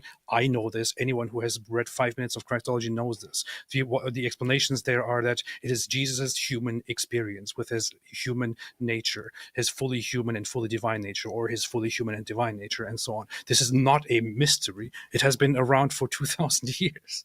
Go ahead, David. On the sign of Jonah, they say that in verse 7 he said, "When my life was fading away, I remember the Lord." Yeah. Jonah runs. He ends up in the water. And when his life was fading away, he remembered the Lord. Right, that's true. But what does he say in verse 6? He says he died. So he remembers the Lord as he's dying. He says he was dead. Guys, you're at least acknowledging that there is an alternative interpretation, that there are people who take this literally. Okay, so at best then you would say it's ambiguous. There are people who have interpreted it both ways. Okay, if you have two interpretations, which one do you go with? Well, if you're saying that Jesus is claiming that he's going to be in the same situation Jonah is, Jesus called one interpretation satanic, demonic, straight from the pits of hell. How do you go with the interpretation that Jesus specifically identifies as directly from the pits of hell? On the issue as far as why would they cut someone that they thought was dead? Why would they stab him with a spear? That was you find this in other sources where if they want to be sure someone's dead, they stab him with a sword or a spear. A death blow, if you had to take someone off a cross, was standard Roman practice to make sure. Why? These guys were in quite a bit of trouble along the lines of death penalties if you let a crucified victim down and you weren't supposed to. As far as the the beating heart. Why is it that every doctor I can find on this says the opposite of what you guys are saying? What they'll say is there are multiple things that could be happening, because it just says stabbed in the side. It doesn't say pierced in the side. It doesn't say exactly where they hit him. It just says side. But I'll just quote for here, the full quote from the ending of the Journal of the American Medical Association. It says, it remains unsettled whether Jesus died of cardiac rupture or of cardiorespiratory failure. However, the important feature may not be how he died, but rather whether he died. Clearly, the weight of historical and medical evidence indicates that Jesus was dead before the wound to his side was inflicted, and supports the traditional view that the spear thrust between his right ribs probably perforated not only the right lung, but also the pericardium and heart, and thereby ensured his death. Two Accordingly, questions. interpretations based on the assumption that Jesus did not die on the cross appear to be at odds with modern medical knowledge, and you guys are taking it as medically obvious that he was alive. Still waiting for the Hindu text, by the way. We'd like the evidence for the Hindu text. All right, that's time. Dr. Tahir and Dr. Umar, you guys got it for 4 minutes. Can I start again? Is that all right? Yeah, I'll do it quickly. Sorry. No, go on, Umar. So Hindu text, Okay. King Shalivana. King Shalivana is the person who met him in the Valley of Kashmir. King Shalivana was from the 1st century. As for the original 1st century text, I don't have the original Old Testament text from 1400 BC of Moses. So this is all a meaningless kind of stupid argument, frankly. So you're going to reject the whole of the Old Testament because the earliest exact copy we have is at the time of Jesus, which is 1400 years later. It's a nonsense argument. As for the actual issue with Jonah, again, I come back to this. You talk about the weeds were wrapping around his legs and all of that. And then what happened? He was swallowed by a whale, by a fish, right? And it says in Jonah 2:1, then Jonah prayed unto the Lord his God out of the fish's belly. You can't pray unless you're alive. So yes, he was close to death in the act of dying when he was in the sea, and God answered his prayer by having him swallowed by a whale. So that is in actual fact the narrative sequence of events. Umar, did you want to jump in there? Yeah, I'm really kind of shocked at David's argument there, to be honest. He's saying that verse 6 proves me wrong.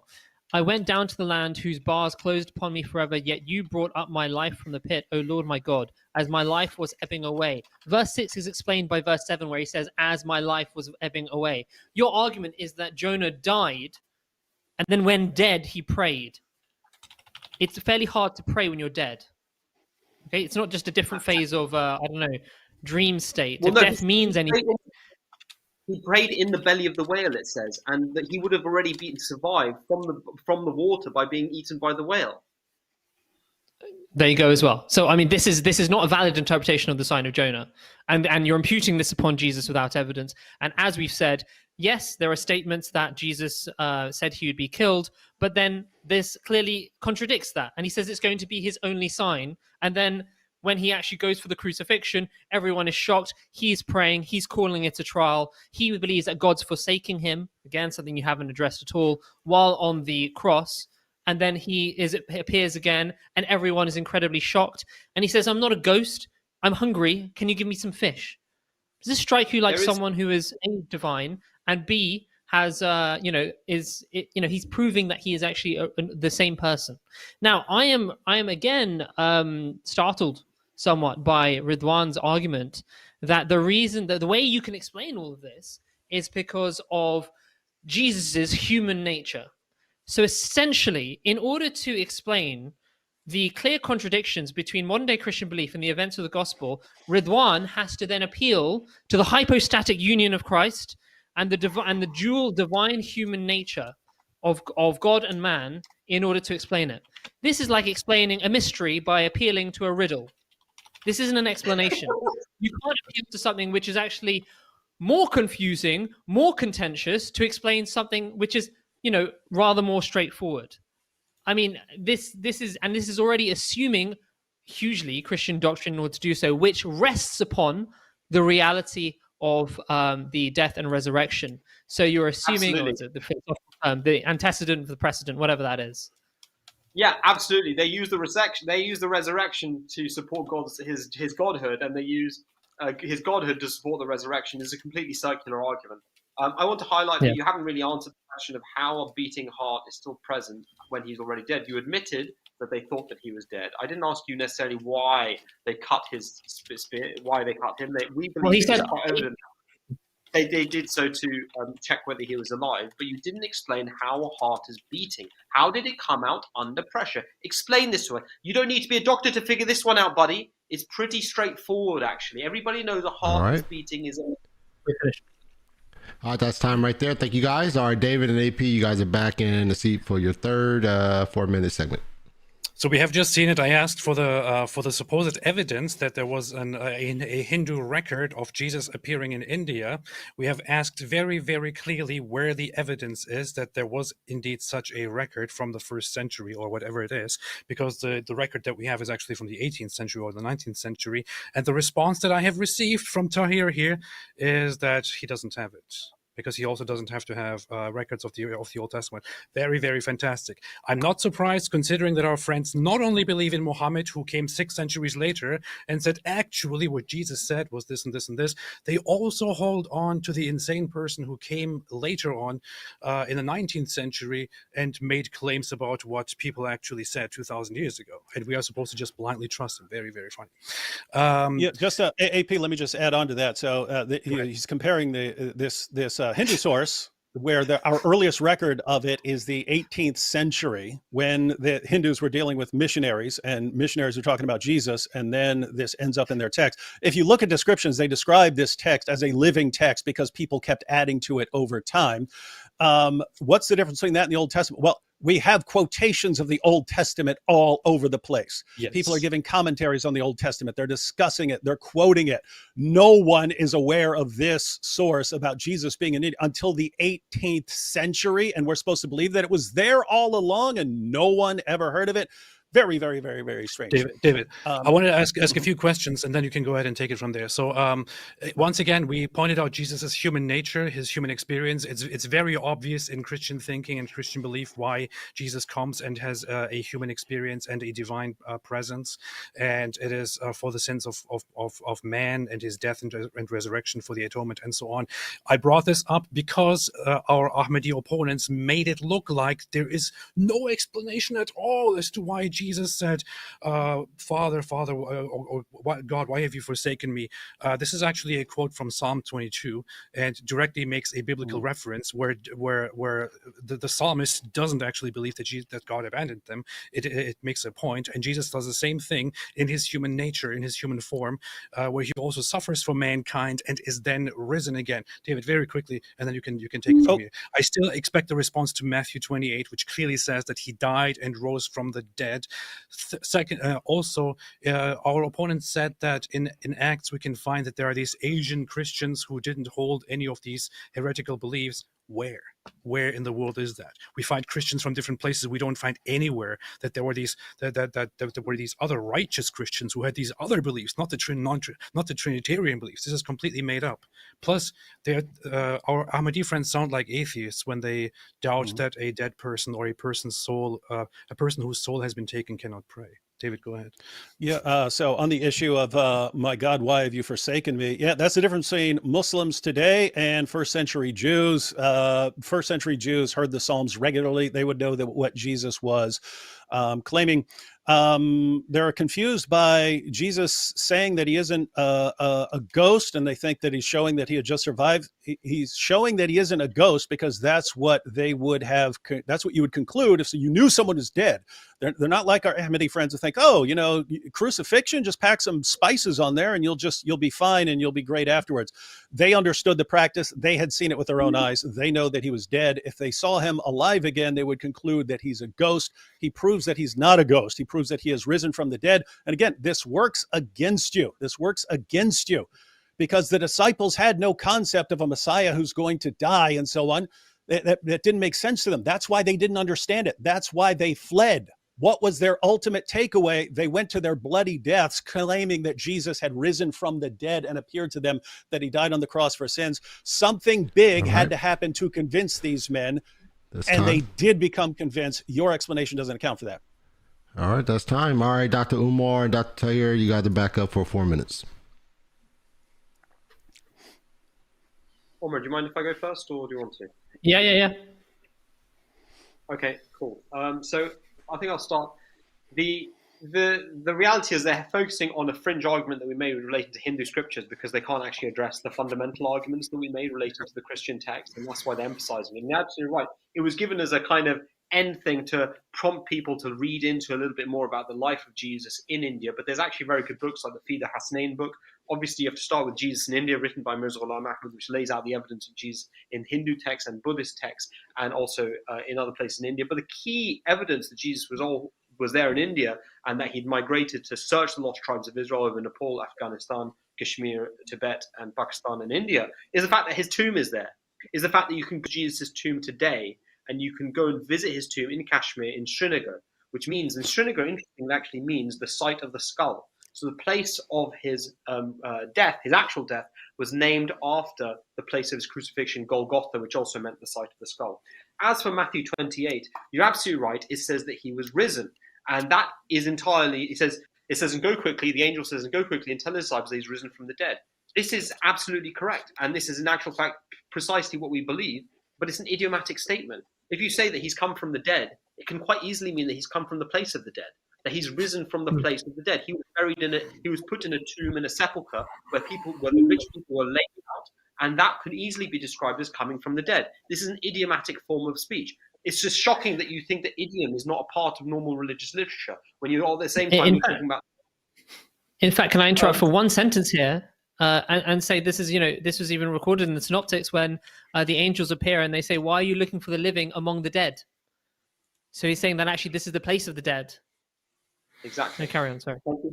Thank you, Umar. Thank you for that. So Matthew 28 doesn't actually prove anything. In all the places he says that I will be risen from the dead, this is the true meaning of it. If indeed he said it, it means to be raised from the place of the dead. The fact that he didn't himself understand what would happen was evidenced by the fact that he prayed for the whole night for him not to die. And then as he thinks he's dying, he's saying, "God, why have you forsaken me?" Presumably because it's not going according to how he thought it would go. As for the question of why wasn't there, where are these other righteous Christians? I already showed you that the other righteous Christian was James the Just. James the Just was the leader of the early Christian community, the early Ebionite community, and he accuses Paul in Acts 21:21 of, in actual fact, forsaking the law of Moses, teaching all men everywhere against Moses and against the law and against our customs. The Jews who have believed from Asia will surely hear that you have come. And then he asked him to do the public Nazirite purification rituals. I don't understand what part of my words you don't understand. It's written in black and white. Go read Acts 21. Okay, he says it clearly. So the people who did not believe in the resurrection were all the other followers of Jesus, especially the Jews. And Paul himself, you mentioned earlier that Paul didn't, he never said that he didn't behave as a non-Jew. That's absolutely false. Paul in 1 Corinthians 19:21, he himself explicitly states that the law is not actually applicable upon him, and he was born a Jew, and he was in actual fact previously a Pharisee. So your argument that Paul preached to the Gentiles as a Gentile and then to the Jews as a Jew, no. He states in 1 Corinthians 19:21, he states very clearly that the law is not applicable. Though the law is not applicable upon me, that's exactly what he says. So you completely are wrong on that point. Have we not answered anything else? Finally, ghosts. Sorry, Omar, did you want to say anything? I want to say something about this ghost business. You've just proven my point. A ghost is a body after death. That's what a ghost is by definition. When he says I'm not a ghost, and then he proves his living by eating with them and expressing his human needs, it's a self-evident that he's saying that I'm a human body. I'm really sorry to take up all the time, sorry. All right, David and AP, you guys are up for your final 4-minute crossfire. AP, let me respond quickly to that last point he made, expressing human needs by taking fish. Why does the text say he was taking he was eating? To show them that he's not a ghost. He's showing them that he is resurrected. They conclude, they just said that a ghost is what is a person who is risen from the dead. That's false according to Judaism, Christianity, and Islam. Resurrection is not disembodied existence. Resurrection is God uniting your soul with your body in a glorified state. Again, this hurts you. It hurts you that the disciples ultimately concluded that Jesus had risen from the dead. It's made no sense to them, and that's what they believed. Something big had to happen. If you think that that Jesus eating fish means that he hadn't been resurrected, you didn't just attack Judaism and Christianity, you just attacked Islam. The Quran says over and over again, it talks about the fruits and the drinks that you'll be having in Jannah. Muhammad talked about these, talked about deflowering virgins and the great things you get to eat. And he even said what the first meal of the people of paradise after the resurrection is going to be. It's going to be the lobe of fish liver. So if you're saying that a resurrected person cannot eat, it makes no sense. You'd have to be a ghost or something like that. You just attacked Jesus. You attacked Muhammad. You attacked the Quran. You attacked all of it, all to defend Mirza Ghulam Ahmad. I want to encourage everyone to pick up the book of Acts and look at it. Acts 21 is completely taken out of context. I will go as far as to say that our friends here are lying, because Acts 21 does not say anything at all about Christians or Jews in Asia not believing in these heretical ideas that Paul presented. The whole topic is about whether Jews or Christian Jews are to follow the law in terms of circumcision and kosher food or not. That's the entirety of the context. The law as laid out in the Jewish beliefs, the commandments of God, which are known as over 600 commandments altogether found in the Torah. The dispute is about whether Jewish Christians and Gentile Christians are to follow the law or not. It says nothing at all about Jesus' death and resurrection. There is no dispute about it, because you will find again and again, as much as our friend might make it look like it's just idiomatic in Matthew 28, it's not. It's very clearly all over the Gospels. Jesus dies, is very clearly confirmed as dead, and is then risen from the dead. It doesn't. It's not idiomatic when it says risen from the dead. He dies, and he's buried, and he rises from the dead. He comes back alive.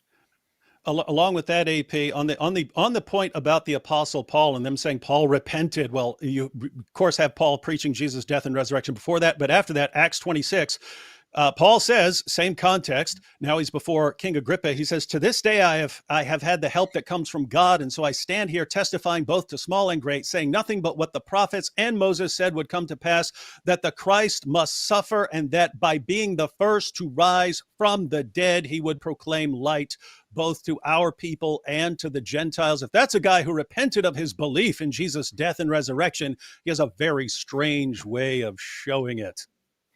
Yep.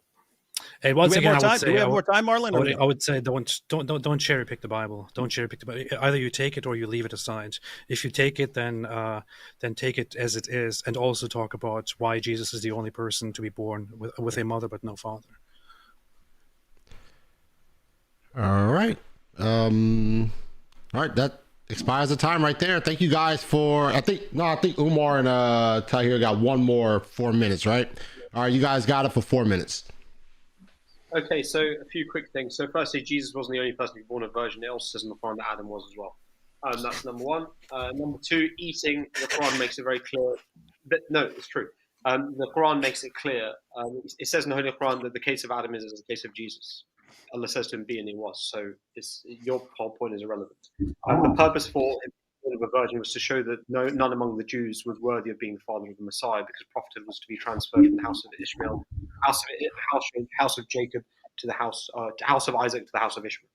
As for the issue of eating, the Quran again makes it very clear that the paradise is such that no eye has heard, nor any ear. The Prophet Muhammad made clear, no eye has seen, nor has any ear heard, nor has any mind conceived of what is the nature of paradise. So the nature of the food is absolutely not. It's absolutely different. And obviously, expressing physical needs and consuming that in this life indicates you have an ongoing physical body, which can't be glorified if you're going to have to depend upon ordinary human stuff. It's completely meaningless. The Acts 21. I would like to quickly share my screen again. So I can't share it seems.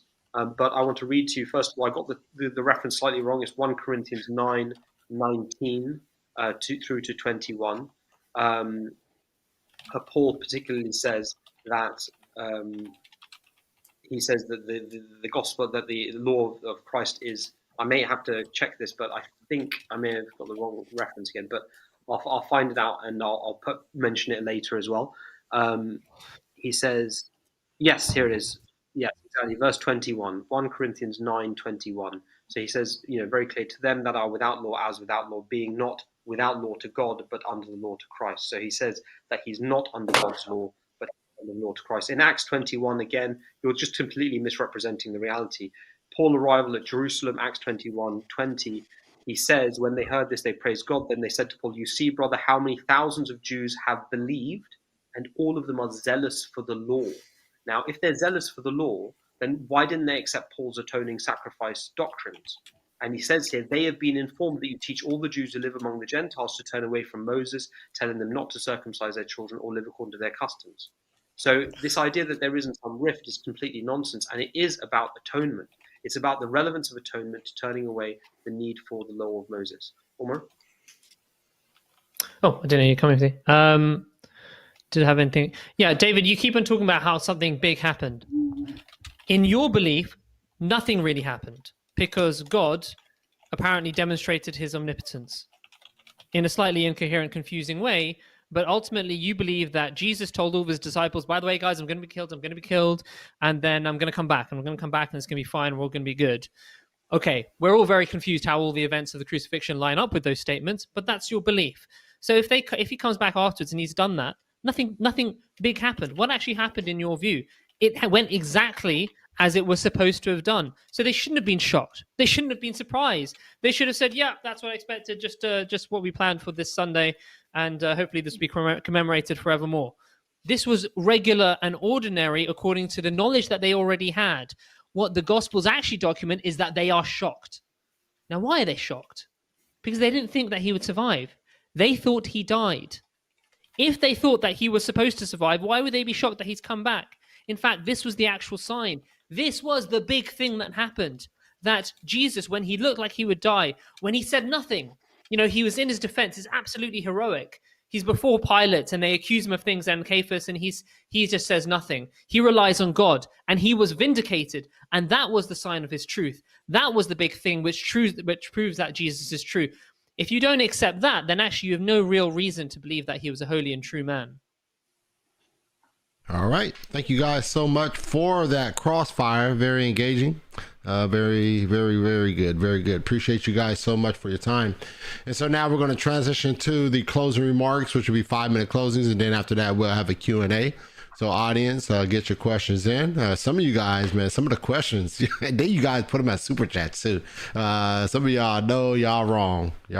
But nonetheless, 5-minute closing, guys. And then we'll jump into the Q&A. So get your questions in, audience. So we got a fantastic Q&A. That said, David and AP, you guys are up for your 5-minute.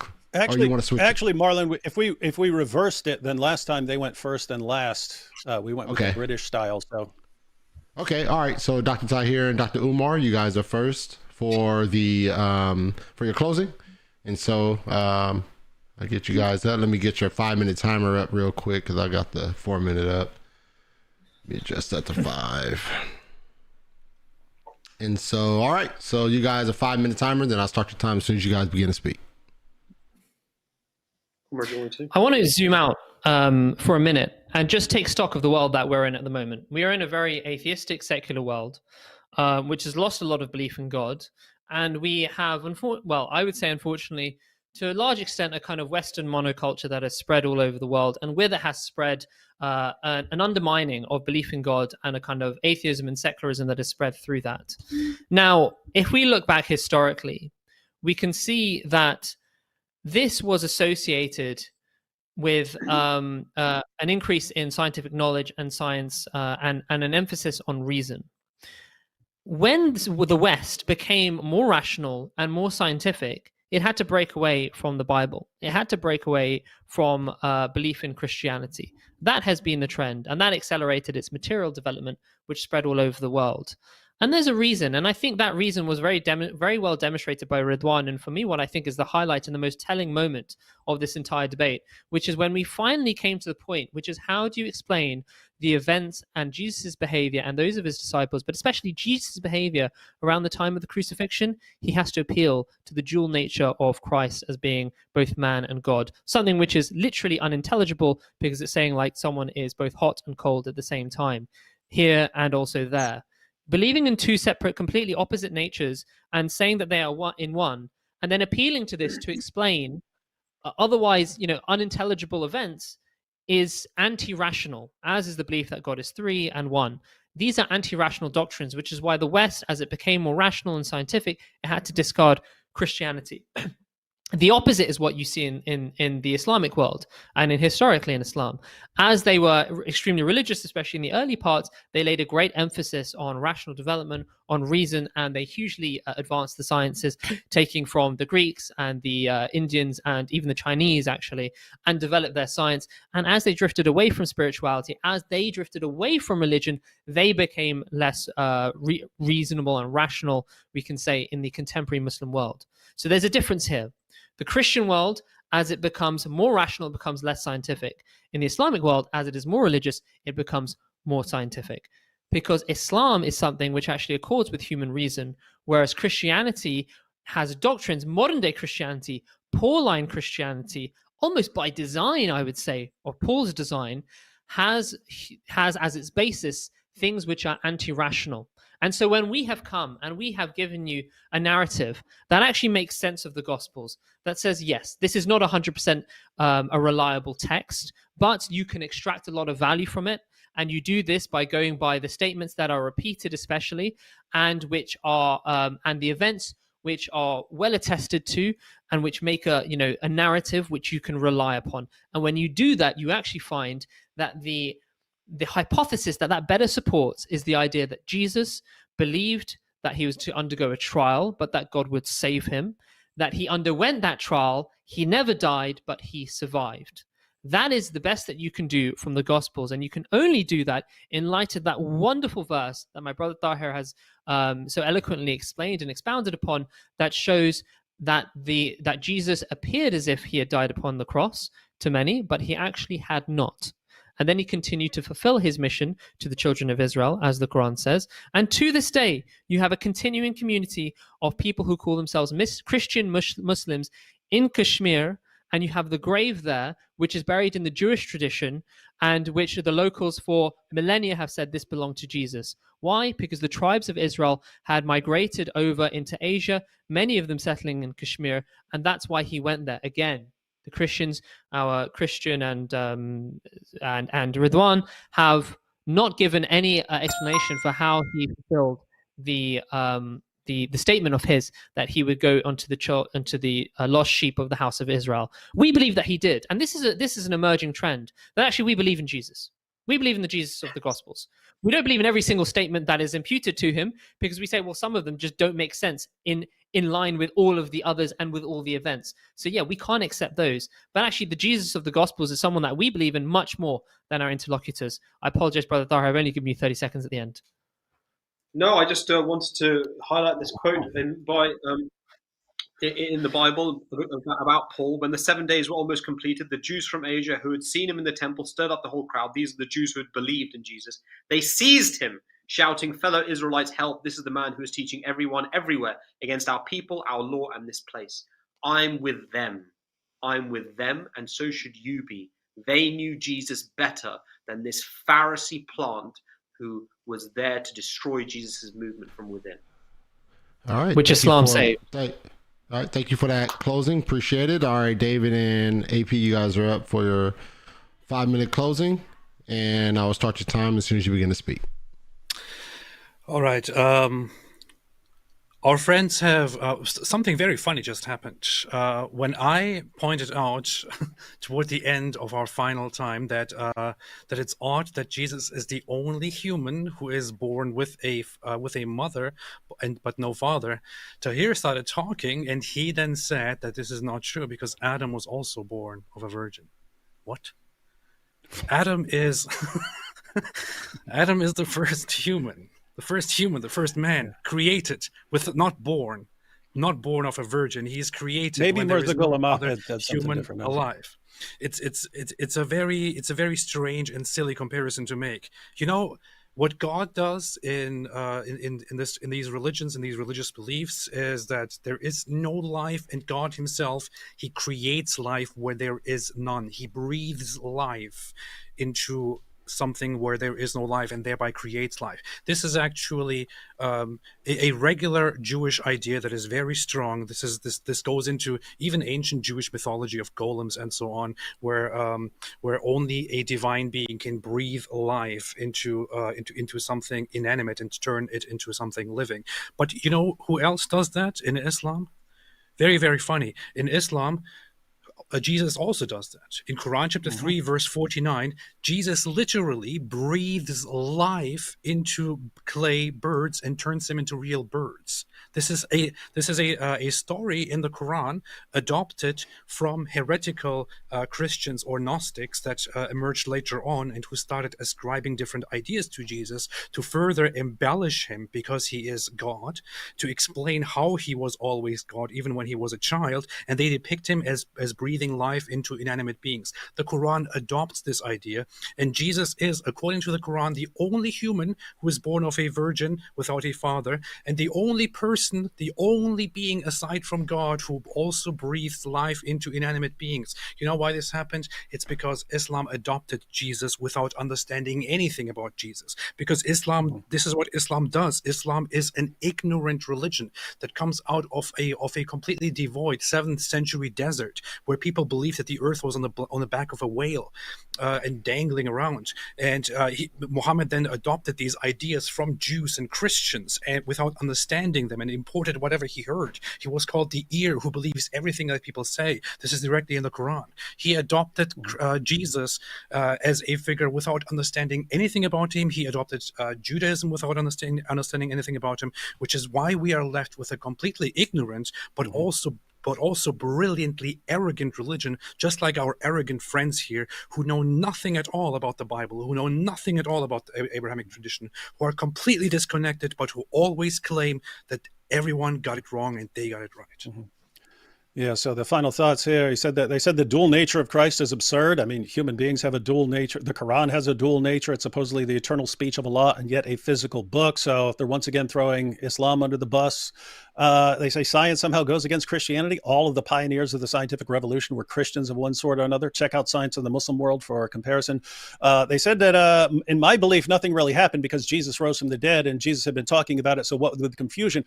These guys believed that the Messiah was coming to destroy the Romans. So they weren't taking his words literally when he was saying that he was going to die and rise from the dead. They're wondering. It specifically says it. They didn't understand. Eventually, they came to understand. What could have convinced them that the Messiah was actually dying and rising from the dead? It had to be something big to shake them out of their standard convictions and to shake them out of that ignorance.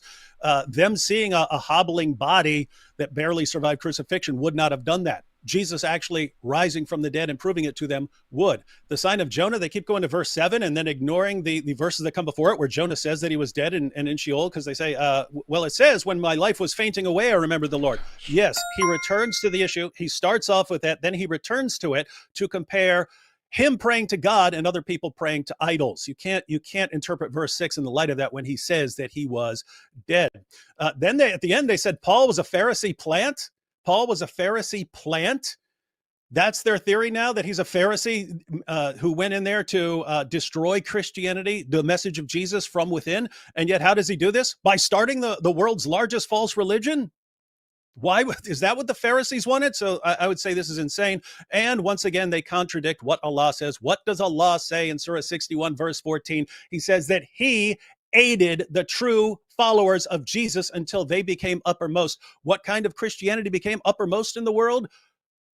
The sort that Paul believed in. And therefore, if you say Paul was wrong, he's a plant and so on, Allah helped the wrong guy. Shame on Allah. Poor Allah, once again. All right. Thank you guys for a fantastic debate. Really do appreciate you guys, man. This is a long one, so I appreciate very thorough subject matter as well. I definitely appreciate you guys' efforts in this debate. And so we're going to jump into the Q&A now. And a lot of the questions are sort of like, I don't know if I want to ask them because of the nature of them, and partially because they're not dealing with the subject matter of the debate. They're sort of other questions, but we do have a super chat coming from IP. I think everyone knows IP. Mike Jones. He's kind of popular on YouTube. Mike Jones. Mike Jones. What's up, IP? Thank you for the question and the support, man. This is coming. This is for Dr. Tahir, Dr. Umar. Where in Acts 21 does it say any Christian holds to the swoon theory? Acts chapter 21 verse 21 says the issue was Paul was accused of saying the Jews who are among the Gentiles to forsake Moses. Exactly. Mike, can you hear me? Yeah, I never claimed that the Christians that the Jews who accepted the Messiah, the Ebionites, that they in Acts 21 believed in the swoon theory. When did I say that? What I pointed out was that Ridwan opened his entire debate by saying that the crucifixion is linked to the atonement. That's him who brought that up. So I demonstrated that in Acts 21, they clearly and categorically reject the atonement. They clearly state that, as I've read it already, James, who was, remember, the brother of Jesus and the leader of the Jews, he'd actually lived with Jesus his entire life. He'd actually known Jesus his entire ministry. He himself says, you see, brother, how many thousands of Jews have believed, and all of them are zealous for the law. This is the law that Paul writes is not necessary to be followed.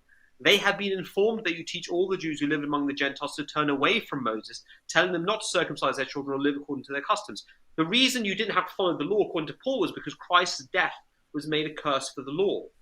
He was made a curse for you, so that he took the law of the curse of the law upon himself. So the atonement is directly related to crucifixion. So when James here rejects the atoning sacrifice, he's rejecting what Paul himself said, which is that the law is not applicable upon him, which gives the lie. 1 Corinthians 9:19-23, Paul says that he, as a Jew, the law is not applicable upon him, which gives the lie to the idea that he was, in actual fact, you're moving the goalpost now. What you actually claimed was that Paul introduced the idea that Jesus died and was crucified and so on. That this was not that he was crucified, he died and was resurrected. That this was not something that was held. You made that assertion. You made that assertion about Acts. You also make it look like the Ebionites were these early Christians. The first sources about the Ebionites are from the 2nd century. I don't know what you're talking about. Okay, guys, all right. Sorry, he's just misquoting me. I didn't say that. I said that Paul claimed that his death and resurrection was revealed to him, not by any man. This is not my word. This is your favorite teacher, Paul. Yeah, and then I quoted him right after. Tahir, and then I quoted him right after that, where he says he went up to Jerusalem to make sure that it lined up with the teachings of the original disciples. Why do you quote him saying that and leave out the rest? Because it completely refutes what you're saying. If Paul's going against all these guys, guys. He specifically said it. He says he went up to make sure.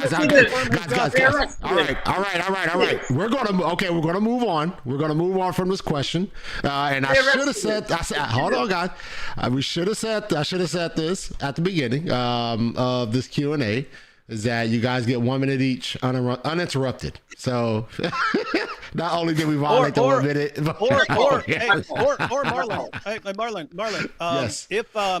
If because we didn't lay out any guidelines for the Q&A. Normally it's whoever the person is, the question is addressed to, they would get 2 minutes, and then the other side can get like a 1 minute optional rebuttal or something like that. If you wanted to keep it orderly, that's as long as you guys are good with we could roll with that. If you guys are fine with that. Okay. All right. So 2 minutes for the one who's getting the question initially, and then 1 minute for a response from the other team. All right. Let's roll with it. All right. So see what you did, Mike. You got the Q&A all roughed up, man. See that, Mike Shame on Jones? him. Shame on Mike Jones. Shame on you. Don't go to Inspiring Philosophy. All right, let me. All your shame, so there's no shame to be All right, let me see these questions. See, these questions are tough, man, because you got a lot of these comments who are just off the wall. So it's really some of difficult AP's here. fans coming over. Some of AP's fans trying to. Here's a question, and this is for Dr. Tahir, Dr. Umar. It's a question, but it may play some relevance in how the Muslims participated or interpreted the crucifixion, so to speak. So let me see what you guys think here. This is coming from Answering LDS. And the question, and thank you for the super chat as well, Answering LDS. The question is, where were the Muslims in history before Muhammad? So perhaps this question could be applied to the understanding of the crucifixion, perhaps. I don't know. I don't know. What do you guys think? Omar, you're muted. Omar, you're muted. Nobody can hear you. Sorry. Okay, I'll try and link it if I can, but I'll have to answer the question essentially. So I've got 2 minutes. Okay. Where were the Muslims in history before Muhammad? Islam, and to be a Muslim means to submit to the will of God. So we believe, and this is a defining and quite beautiful feature of Islam, and quite a unique feature, that the Quran says that every people had a messenger. So we don't believe that salvation was left to any people on earth. Every people had prophets and messengers, and this helps to make sense of how we have all of these different religious founders all across the world who have preached broadly similar messages. Obviously, there are differences, and some of those differences have been interpolated and exaggerated over the ages, and scriptures can be messed with. However, we don't believe that any people were left out. So all of these people were Muslims in the sense that they submitted to God and to God's will. And that's why they refer to this as such in the Holy Quran. Now, what makes Islam different to the previous religions was that it was the first religion and the last religion, the only religion for all people for all times. Okay? So we believe that, yes, different people had religions for their time according to their different issues and their temperaments, but Islam came for all peoples for all time when humanity got to a point where it could bear a global religion, and thus the Prophet Muhammad, peace be upon him, was the final law-bearing prophet. Now, how this links to the crucifixion, well, we believe that the disciples were true and that they believed in their prophet, who was Jesus, and for him, he was the way and the light. Right? Because he said that. But actually, every prophet says that I am the way and I am the light. They all speak in this kind of language because they are all the guide for their time. But the Prophet Muhammad, peace be upon him, was the light and the way for all people subsequent for all time.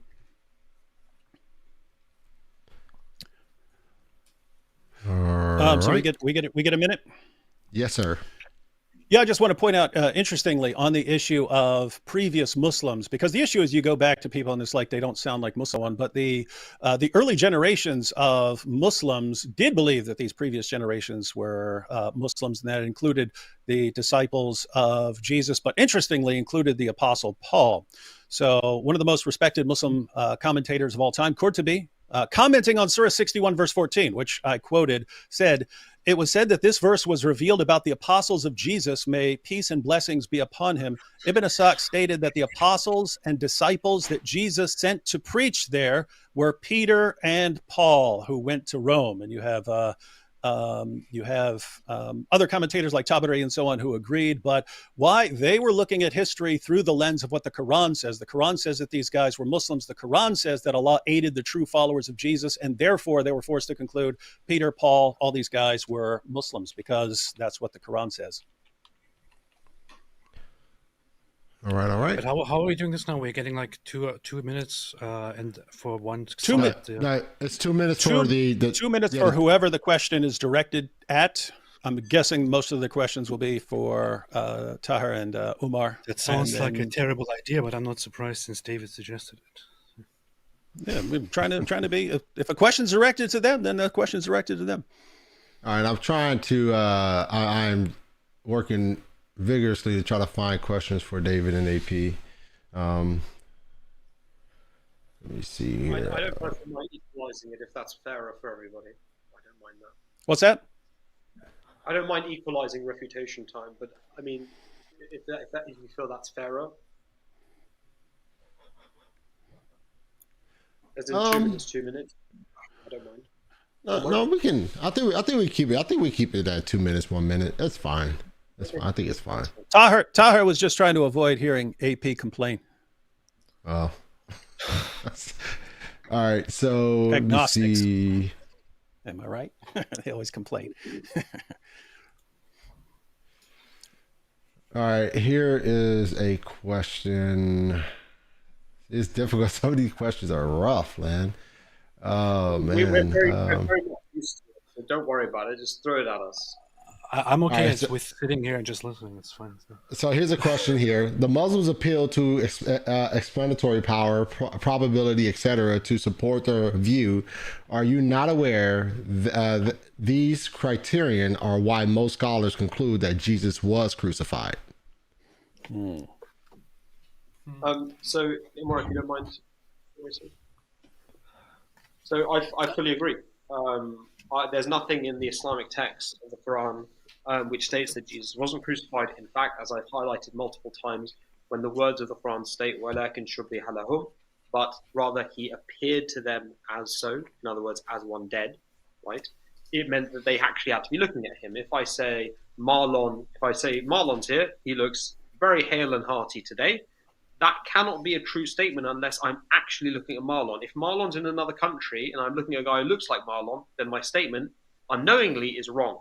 So when God says in the Quran that he looked, he was made to them to appear as one dead on the cross, then it must mean that Jesus was present before them. This demonstrates clearly and categorically that the substitution theory is absolutely false. That has no place in Islam. What it actually comes from, the substitution theory, is the fact that a large number of Christians accepted Islam in the 7th century, in the 8th century, in the 9th century. They brought with them the belief in the ascension of Christ.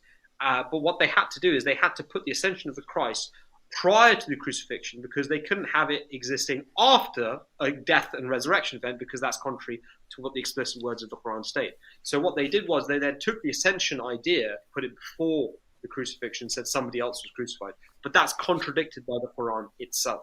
So in answer to your question, we accept that he was put on the cross, but what we say is that he survived the crucifixion, and that is what is borne out by the events of the crucifixion. Principally, the evidence that he actually survived the crucifixion was that he survived the crucifixion. He was seen after the crucifixion with his wounds asking for food, which in any normal circumstance, you see a person after an assassination attempt, you would conclude that they survived rather than that they died and were resurrected. All right. We actually, it's interesting because we actually agree on something. We agree that substitution theory, which has historically been the dominant Muslim view, is very problematic. So we agree on that. And I would kind of part ways with AP in that I believe that 4:157 is open to multiple interpretations, especially when you bring in other Quran. I think it sounds very clear on its own, but when there are other verses, I think you can interpret it in light of other verses, but at best, I would say that it's ambiguous. As far as Jesus' death by crucifixion, my goodness, Jesus said that it would happen. His apostles went to their bloody death saying that he died on the cross and rose from the dead. We have multiple witnesses. We have Jewish sources, Roman sources, Christian sources in the Bible, Christian sources from the next generation of Christians. Again, people who knew the apostles. Polycarp knew the apostle John. You know what Polycarp didn't say? He didn't say, Paul's a liar and he contradicts John. They were all on the same page about Jesus' death and resurrection. And as far as scholars are concerned, they understand if you have a guy who gets crucified, and we know how Roman crucifixion works, that he died. They wouldn't believe in the resurrection, but everyone across the board agrees that he died. There's a reason. The evidence is that good, which means if you go against it, you just got a problem. You see how the Ahmadis have quickly bewitched David so that he starts agreeing with them. I'll say I've always say if I agree with someone on something. By the way, AP, that took a while. That took a while to see, but I eventually saw maybe 4:157 isn't as clear as lots of Muslims have thought it was. You're still on the wrong side of that one, but I will give you time. fight you. Took me time. You can have time. All right, guys. All right, here's a question, and once again, it's for Tahir and Umar. It says, how do you explain the millions of Muslim teachers of substitutionary theory? Were they poor exegetes or deliberately are deceptive? I mean, am I mute? So, I mean, Brother Tahir, you can jump in, but I'll just briefly. There's a well-known phenomenon called Israeli art, which is the importing of Christian and sometimes Jewish, but mainly Christian ideas into Islam as Christians converted over centuries. So we believe it was something which came in over time. And there was also a hadith which we would consider false, which vaguely supports this idea. But we believe that it's something that was actually imported in and was corrupted through conversions over centuries. I mean, this isn't that surprising that religious beliefs drift as you have large population changes over time. But I mean, it's quite clear that the so many early Muslims, including all the companions of the Prophet Muhammad, peace be upon him, believed that Jesus, peace be upon him, died a natural death, and many early Islamic scholars said so. It's a research topic, though, fundamentally. It's not a doctrinal issue. There's lots of, I mean, as I said, Ibn Abbas, may Allah pleased with him, he famously said, quoted in Sahih Bukhari, Mutawafika means Mumituka, which is an interpretation of how Jesus died. Mutawafika, he was taken by God. He says it means Mumituka, to die. Also, you have examples of the early companions. The first consensus was that Muhammad, peace be upon him, had died just as the previous prophets to him had died. So it's the earliest Muslims, and the Imam Malik, the one who made the first compilation of traditions, he also said his view was that Jesus died a natural death. So there's the earliest ones actually believe the Ahmadi position. All right, David and AP. Yeah, I've actually gone through all of the earliest Islamic commentaries. I can't find anyone who agrees with that. I know you have quotes like that. I agree on what mutawafika means. I don't think it necessarily means die a natural death, but as it's used in Surah 3, verse 55, mutawafika refers to God's taking the soul away from the body, and he can take away your soul when you sleep and then put it back in you, and then you wake up. But if he doesn't put it back in you, then that's when you're dead. So and by the way, that's why commentators like Ibn Kathir said that since that word is used, it must mean that right before Allah miraculously rescued him and took him to heaven and disguised someone else, that he actually fell asleep. Because if you rule out the interpretation that he fell asleep, it means that he died. And so defenders of the substitution theory have said that it must mean that Jesus for some reason fell asleep right before Allah took him. All right. And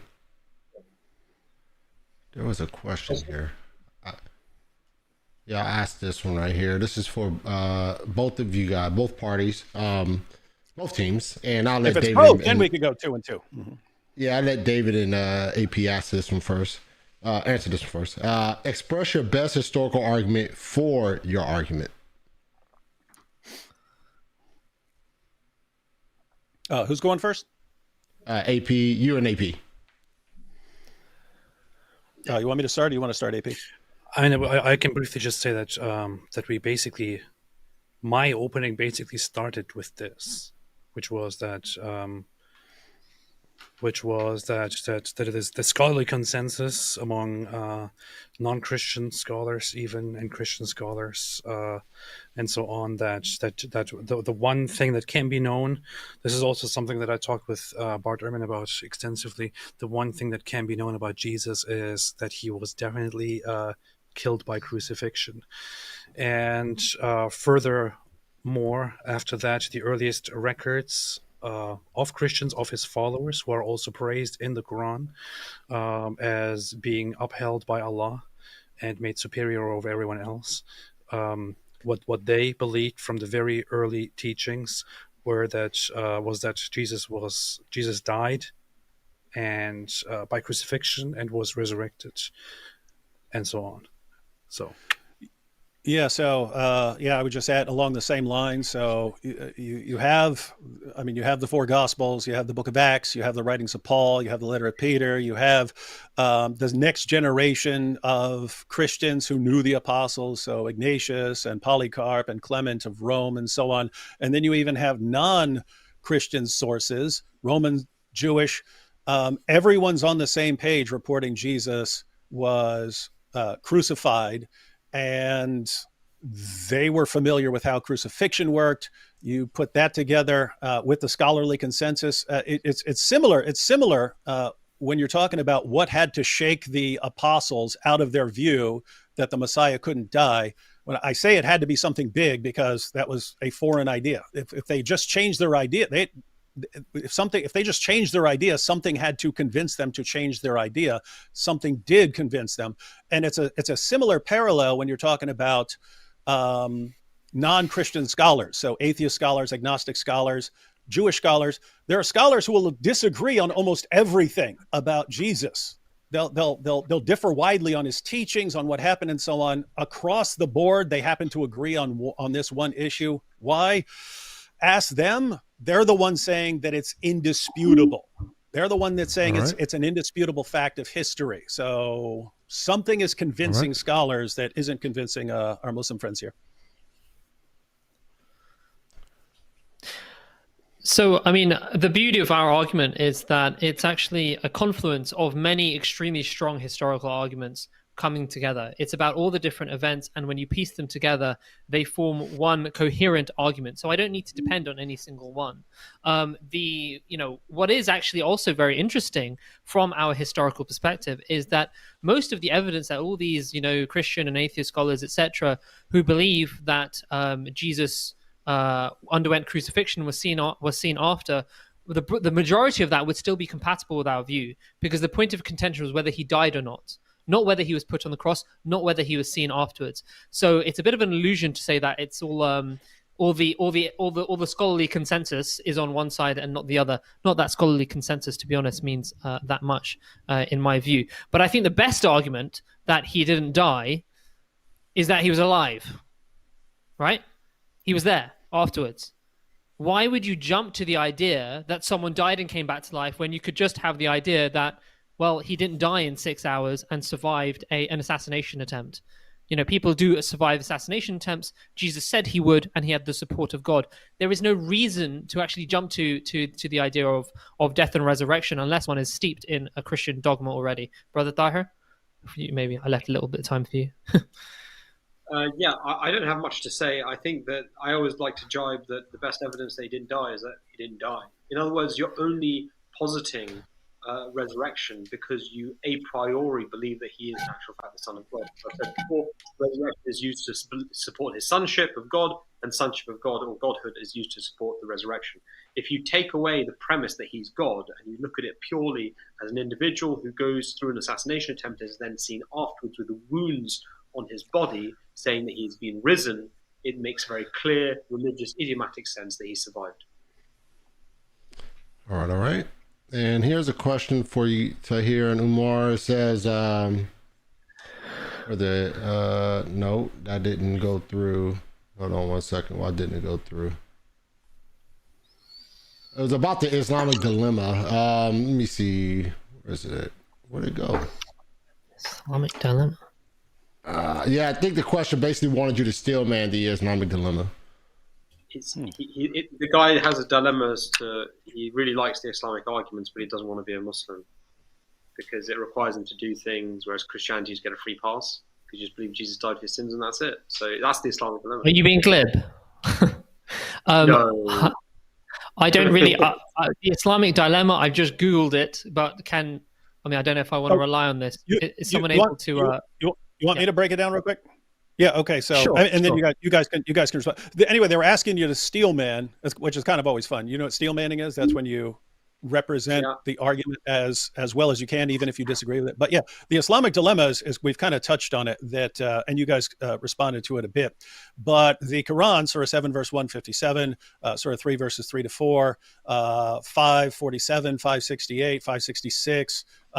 these passages talk about the gospel, and like, Surah 5 verse 68 says that the Jews and Christians have no ground to stand upon unless they stand upon the Torah, the gospel, and all the revelation that has come to them from their Lord. So the Quran is affirming the Jewish and Christian scriptures, and yet the Quran contradicts the Jewish and Christian scriptures on fundamental doctrine. So the dilemma, when it's said as a dilemma, it goes like this. Either Christians have the inspired, preserved, authoritative word of God, or we don't. We've got something corrupt or something like that. If we have the inspired, preserved, authoritative word of God, Islam is false because Islam contradicts what we have. If the other possibility, if we don't have the inspired, preserved, authoritative word of God, Islam is still wrong because the Quran affirms the inspiration and the preservation and the authority of our scriptures. It says things like no one can change Allah's words and things like that. And so the idea is, either way, whether we have the word of God or don't have the word of God, Islam is false. So I think it was asking you to steel man that, but I kind of just gave you what the argument is. So I know you guys reject the argument, and you earlier you cited Surah 5 verse 48. By the way, a little side note, I'd be interested in having some sort of future discussion or something on that, because this argument takes a while to unpack and then read through the verses, and if you're quoting 548 and so on, it takes a while to go through. But yeah, so that's the Islamic dilemma. Yeah, so I'm very happy to answer that question. It's very easy to answer, actually. If I can just share my screen really briefly, if that's all right. The window I want is this one. As you can see here, it says, I think you can even probably see the words as we go through them. وَلْيَحْكُمْ أَهْلُ الْإِنْجِيلِ بِمَا أَنزَلَ اللَّهُ فِيهِ, and let the people of the gospel judge according to what Allah has revealed in it. Now, these words therein, fihi, in it, and also the word revealed, indicates that it is not the whole gospel that the people are being asked to judge by. It is what is revelation therein, not the opinions of men, not the opinions of this person wrote this and this and this. Islam takes a very different view on what is revealed. A person writing his thoughts and his feelings about things doesn't make it revelation, okay? What is revealed is what God says and also what the prophets say in his name, okay? So if you wanted to take the red line gospel, you could take that and look at that, for example. But in particular, when we look at the fact that Jesus, in actual fact, himself preached and taught us and told us that his words would be interpolated, there would be corruption, there would be weeds sown among the wheat. There would be one who would enter the gate of his disciples, not through the gate, but through climbing over the fence. This is what Paul did. He claimed a vision falsely, and then he contradicted his vision three separate occasions. When he told about his vision, he gave us all the different accounts. One he can see and he can't hear, the other one he can hear and he can't see. He's clearly lying and making it up so he could pretend to be a follower of Jesus, which is why the disciples then look at him, and when they first meet him, it says that they were afraid of him. So I don't know if you can see me now, but so this is what I would say is the simple argument, is that in particular, and I'll summarize here, in particular what is revealed in especially refers to Jesus' parables. This is why Jesus spoke in parables, because he knew his teachings would be interpolated after him. So he spoke in a way in giving teachings through stories such that they cannot be interpolated. And so what the Christian should judge by is the teachings of Jesus in terms of his parables. And if you read the very next verse, it also tells you that the Quran is the guardian over the book, over all of the scriptures. So you have to actually follow the Quran for the correct doctrines. All right. And here is a question here. Let me get it, find it. I'm going to try to smooth this question out a little bit. Thank you for the super chat. It says, good job to Secret Christian AP and the Nerdy Old Man. For Muslims, why would Allah knowingly start a false religion by being deceptive? Can I This is What's that? Yeah, the question is. Question for Muslims. Okay, I saw AP and Nerdy Old Man. Someone, you should block that person for insulting us, James. Marlon. I keep saying James because I normally do debates with on Modern Day Debate, and that's James. So sorry about that, Marley. Yeah. This is a very interesting question. My brother can elaborate. I'll give a brief answer because I know we only have a minute or two. We believe that Jesus was actually eminently successful in his mission to preach unto the 12 tribes of Israel, Messianic Judaism. And what we believe was allowed to spread as Christianity was Paul's teachings, which spread not in Asia amongst the tribes of Israel, but amongst others, especially the Europeans. And that's why it became a predominantly European religion. Meanwhile, the Messianic Christianity, or the Messianic Judaism, rather, I should say, was something which, there is evidence for in the first 7 centuries of that millennium. And then we believe that they became Muslim. So actually, Paul was unable to corrupt and unable to undermine Jesus's core mission to preach into the tribes of Israel, but he was allowed, or rather those teachings were allowed to spread amongst the pagans, because from our view, we don't mean to be insulting here, but this is misguidance upon misguidance. So they're already in spiritual darkness, and a different form of misguidance spread among them, and that was not something which undermined Jesus' core mission. So Jesus was successful, incredibly successful in our view.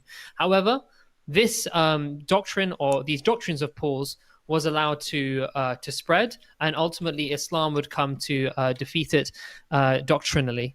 And we actually believe that this is a particular Ahmadiyya interpretation, that the modern-day Christianity constitutes the doctrinal aspect of the Antichrist, because it is literally anti-Christos, it is anti-Christ, and it is associated with the civilization that has caused a lot of harm around the world. So we believe that the Messianic Islam in Ahmadiyya Islam has come as an antidote to that. All right, David and AP. Yeah. The accusation against deception would apply more clearly and obviously to substitution theory, where Allah is actually deliberately disguising someone else to make him look like Jesus. So it wouldn't quite apply to Ahmadis in the same way.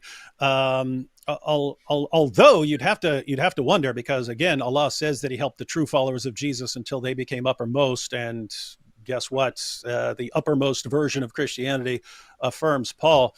And you still stuck with the issue on Jesus, because now we have that you should affirm the parables of Jesus, or we should believe in the parables of Jesus. In the parable of the tenants, Jesus says that they're going to say, "This is the heir, come, let's kill him, and the inheritance will be ours." And they took him and killed him and threw him out of the vineyard. And so even in Jesus' parables, he says he's going to be killed. And yet we wouldn't take that. It must be the Apostle Paul writing the parables of Jesus, I guess. I don't know. All right. And here's a question here for both sides. David and AP, if you guys want to take this one first. How likely is it a man would have survived the crucifixion just based upon survival rates of crucifixion?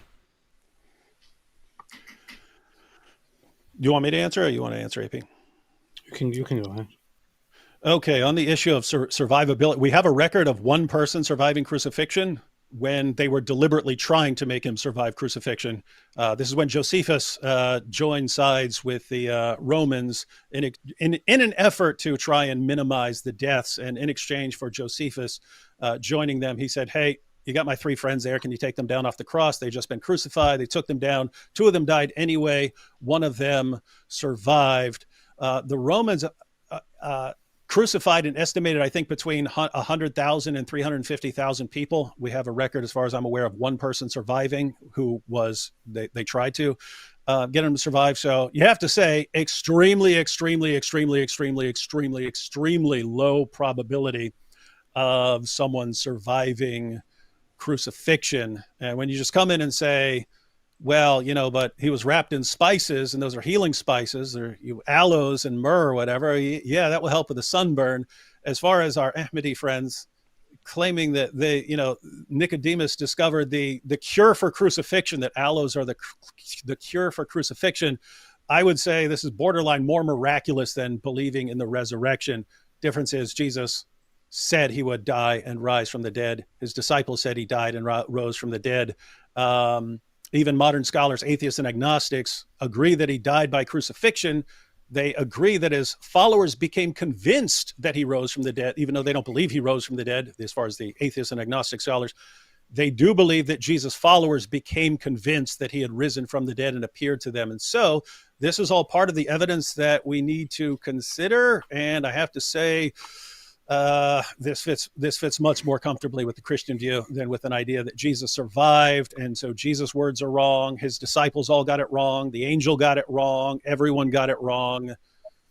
Scholars have got it wrong. Everyone's just wrong about this, except for Ahmadis. Maybe we could test it. Can I chime in there if that's right, Umar? Yep. So, Yeah, this was to both of us. Yep.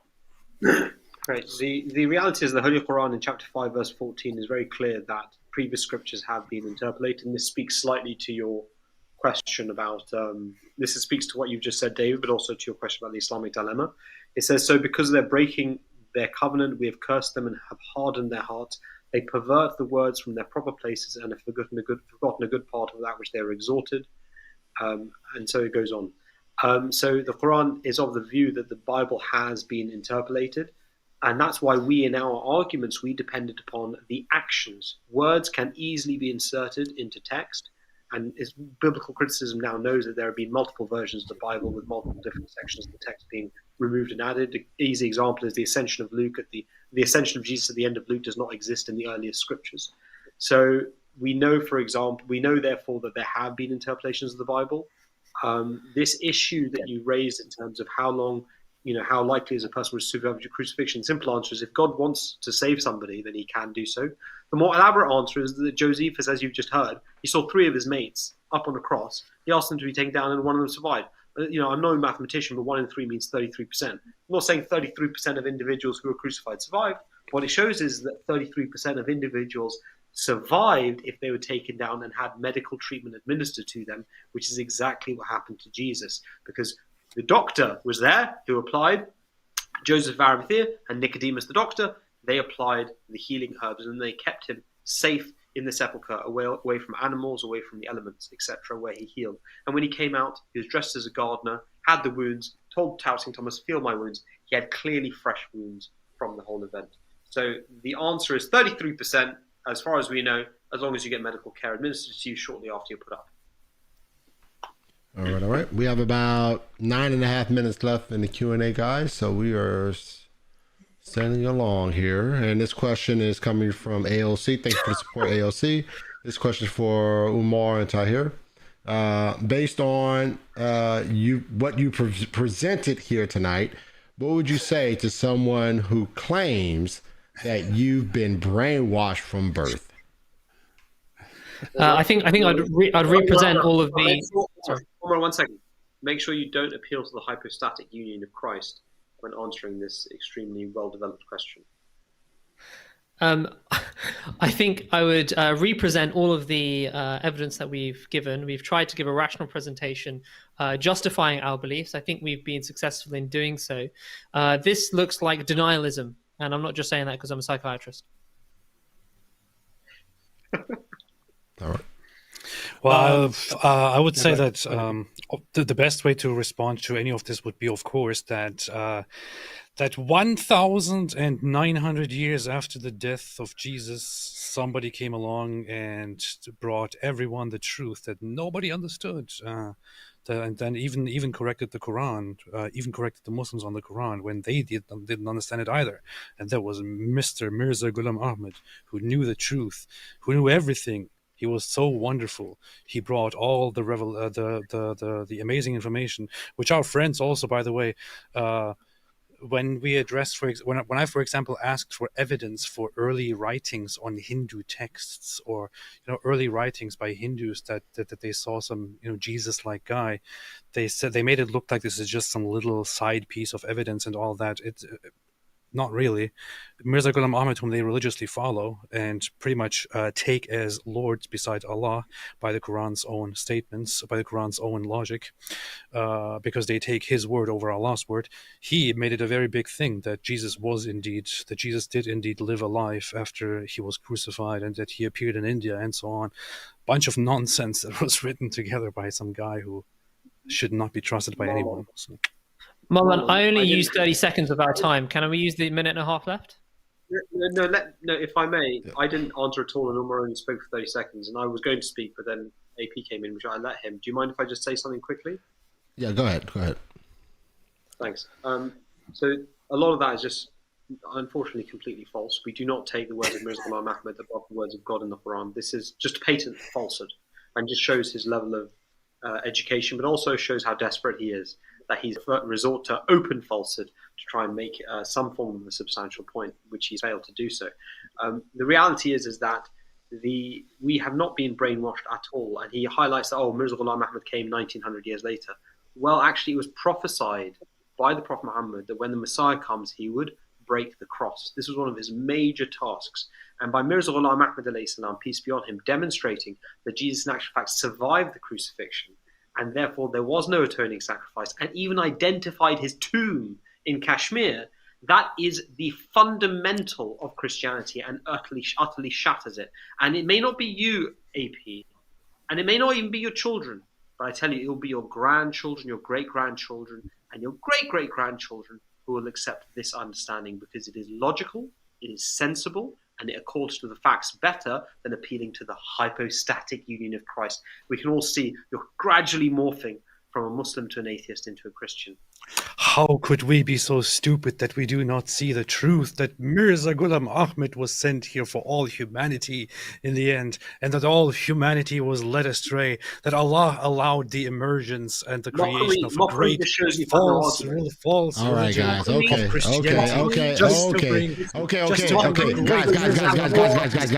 All right, I'm gonna have to mute you guys. I'm gonna mute you. Guys. All right, guys. Let's move on. I was quiet. Yeah. David, man. Mockery is a proof of failure. You started the mockery. Okay, guys. All right, guys. Yeah, all you're right, literally hypostatic union. You did start the mockery. So you mock, and then when we respond, you make it look like we are. It's a valid point. You appeal to the hypostatic union of Christ. I didn't appeal to all right, it. You did. guys. Okay, you did. All Then you told guys. Umar not to use it in his explanation. So that's clear All right, mockery. guys. So all right. yes, Okay. All right, even scale, guys. Even scale there. All right, both of you guys did it. All right, we're good. All right, so we're about almost four and a half minutes there, and we're almost done. All right, so this question for David and AP. This question is not really in line with the subject matter that we're debating, but I'm running out of questions that are reasonable. That has to do with the subject matter. So this question is for AP and Dave. What is your response to the claim made that the Jews who seized Paul were believers in Jesus?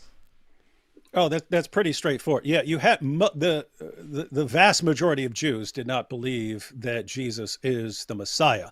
James, and you see this in the writings of Paul, you see it in the book of Acts.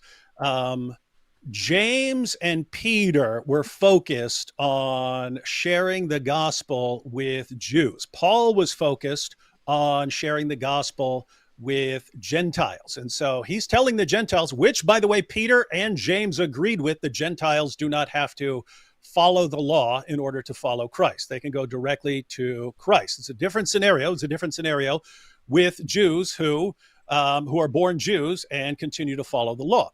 When Paul gets to Jerusalem, James says, hey, the Jews here, the ones who believe, they're convinced that you're going around the world telling Jews to forsake the law of Moses. We know it's not true. He's not saying, hey, repent. He's saying, we know this is a rumor that people are saying, hey, you're telling Jews to no longer be Jews, and so on. It is an interesting issue for Paul, because he believes that Jews ultimately aren't justified by the law. He's very clear on that. You're talking about like the Jewish customs and so on, the Jewish rituals and customs. Keep in mind, the original Christians, they kept going to the temple. That includes the Apostle Paul. So what you have is James is saying, hey, there are people who are zealous for the law, who have believed in Jesus. They think you're going around the world telling people that Jews should reject it and become Gentiles. Paul reacts to this by performing the temple rites and so on. After that, you have Jews who hear about Paul, and guess what? There were way more Jews who were upset with Paul for going around preaching that Jesus is the Messiah than there were Jewish believers in Christ. So when it talks about, you can see the trial. You see these guys coming up, right? You see these guys, they plot to kill Paul. Paul goes up and he has to stand trial and so on.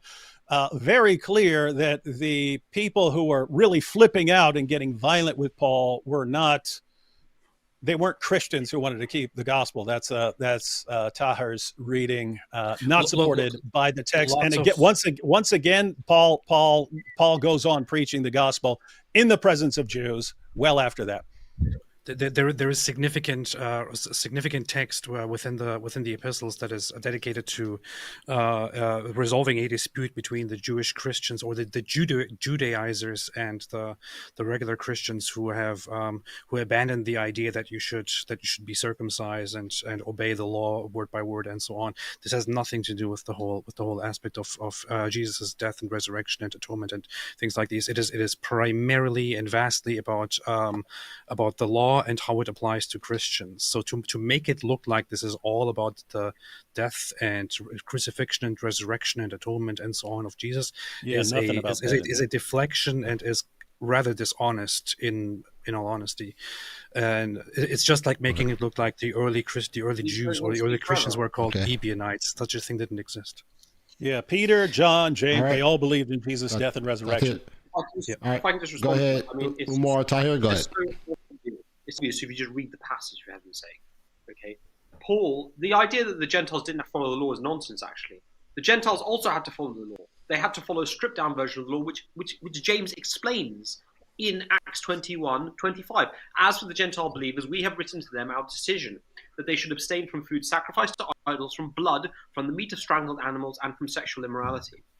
So there was a watered-down form of the law for Gentiles. This idea that James was absolutely happy that the Gentiles didn't have to follow any law is nonsense. They had to follow a stripped-down version, a watered-down version of the Mosaic law. It is Paul who's going around not only telling people who are Gentiles you don't have to follow any of it, but he's also telling Jews that you don't have to follow any of it. And we have his letters, 1 Corinthians 9:21. How many times do I have to read it? When I'm with the Gentiles who do not follow the Jewish law, I too live apart from the law. He goes on to say, yeah, I too live apart from the law, so I can bring them to Christ. But I'm not under the law of God, I am under the law of Christ. So he clearly, explicitly states that he is not under the law of God, being a Jew who was born and raised as a Pharisee. He then goes on, sorry, 1 second. He just goes on in Acts 21. James says to him, you see, brother, how many thousands of Jews have believed, and all of them are zealous for the law. They have been informed of you that you preach against the law of Moses. And it's not just the customs. He says about circumcision, okay? He talks about to turn away from Moses, okay? So these are fundamentals of, and he says later, everyone will know there is no truth in these reports, but that you yourself are living in obedience to the law. So he tells Paul to repent, to show that he follows the law. Paul does this. This is an act of rank hypocrisy. He's been this is preaching completely irrelevant. All right, guys. It's completely irrelevant. Basis, no. Jesus never died. The basis. 1 second. This has nothing to do with the topic. All right. Let's not interrupt Tahir. All right, Tahir, go ahead, sum it up because I think your time is about literally up. the question. I'll finish on this sentence. The reason it's not irrelevant is because the whole basis, according to Paul, for the crucifixion is to get rid of the law. So the fact that James says that the law still applies to Gentiles and it still applies to Jews clearly demonstrates that he did not believe that the crucifixion was an atoning sacrifice. Wow. All right. It's simple. And this would be the time is expired, but this will be the final question for the Q&A here. And this question is for Tahir and Umar. And I think it has to do with referencing, not directly concerning the subject matter of crucifixion, but it has to do with the statement that was made about how illogical, like, the Trinity is, 3 in 1 and things like that. It says, this is coming from Fisherman's Corner. Thank you for the support. 3 dimensions are independent, yet make one object is irrational. Schroeder's cat, irrational. Particle wave, duality, irrational. How did God create these quote unquote irrational things that have separate but unified natures? I mean, this is a big deflection. Sorry, brother. No, go on. This is a clear deflection from two things that are antitheses in their absolute natures, which is the nature of God and the nature of man. I mean, these are fundamentally different things. One is eternal, one is not. One is all-knowing, one is not. You know, one is holy and pure, one has the capacity to sin. You can't have two things which are actually opposites coming together. Now you're referring to. This is a great point. I just want to highlight something. Go back to is he said David Wood said earlier that there's lots of things that have dual natures. No, things don't have dual natures that are mutually contradictory. Things can have dual natures that are complementary, but you can't have dual natures which are directly contradictory to each other. Umar, go on. Yeah, I mean that's essentially the point. Referencing, things which have two aspects to their nature is very different to referencing things which are antitheses, like the nature of God versus the nature of man. To say that they coexist means that actually there is no nature of either of them in whatever being that is there. That is literally kind of contradiction, the law of non-contradiction, I think. So this is an irrelevancy, citing physical phenomena of things which have different aspects unified in order to justify the nature of God coexisting with the nature of non-God doesn't make sense. May we briefly respond to that as well? Or? Yeah. I want to respond to it too, AP. For sure. But I'll just briefly say, bull. I mean, a body and a soul are completely different kinds of things. One's immaterial, one is material. The Quran, we have the Quran here. This is supposedly has two natures. It's the eternal speech of Allah, and yet it's a physical book that has a beginning and an end. It's made of paper and glue and ink. Those are completely different kinds of things, and yet Muslims believe that the Quran has this dual nature. As far as God, even in the Quran, Allah appears in the fire to Moses, so Allah can enter into a fire and speak to Moses, but he can't. A fire is a completely different kind of thing from Allah, but Allah can enter a fire, but can't enter a human nature. It's just weird to put these kinds of rules on the Almighty. What did you want to say? Well, I find it this whole topic arose when our Ahmadi friends brought up the idea that Jesus was apparently was repenting and was praying to God and was saying, "Let this pass from me," and was literally just reciting Psalm 22 and saying, "God, why have you forsaken me?" Which is basically the fulfillment of a prophecy. When I, in response to all of that, brought up that this is merely, this is understood to be depicting Jesus's human experience, which has great significance in the entire narrative of the gospel, then the Ahmadi side started banging on about the hypostatic union, which is very funny because I didn't say anything about. I gave examples of the divine and human nature. I even gave different examples. My example wasn't just the hypostatic union. I don't know why we are so focused on the hypostatic union.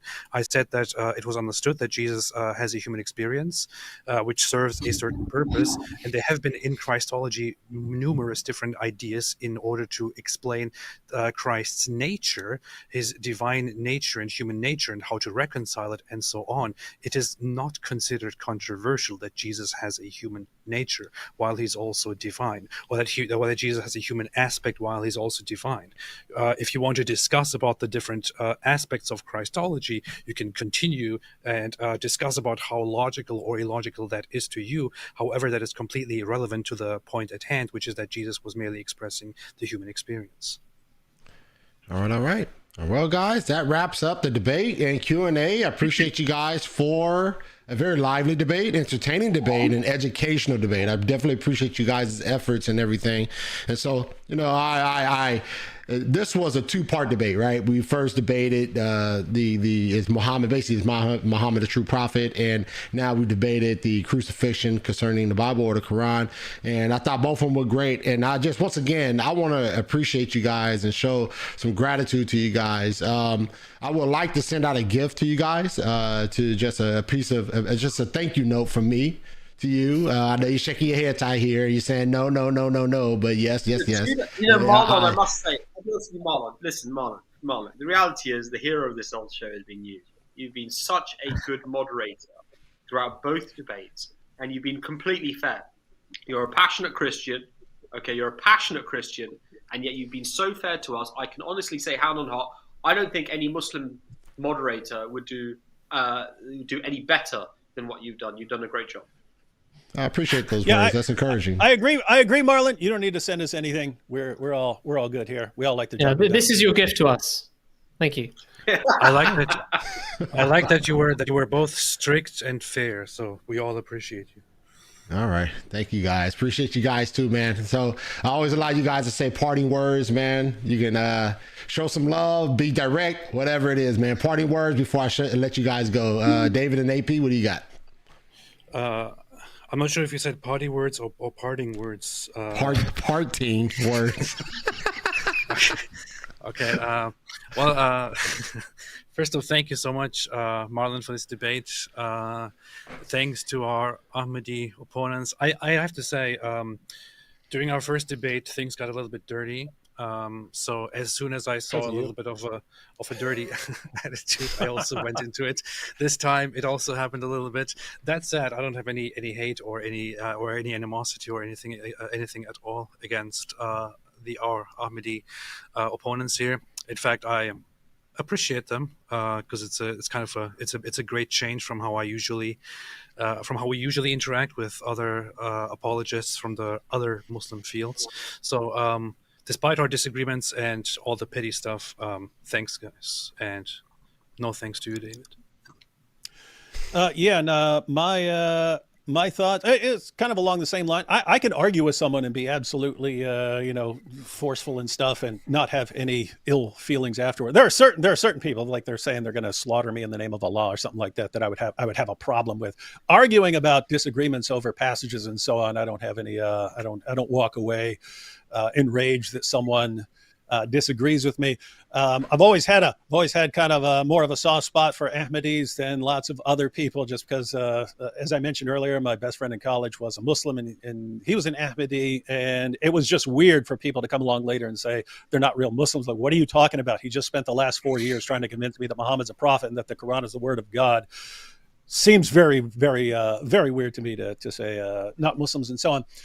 But with all of that said, it is very strange to me to come to such a radically different conclusion about something that Jesus repeatedly said, something that his disciples said, something that scholars are unanimous on, something that 20 centuries of Christians have agreed on, and even to depart from the vast majority position of Muslims over the years.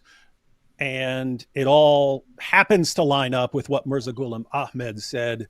And so it looks like that's where you're getting your views rather than going to the evidence and letting it speak. Because again, keep in mind, I mean, I started as an atheist. I became a Christian because I became convinced that Jesus rose from the dead.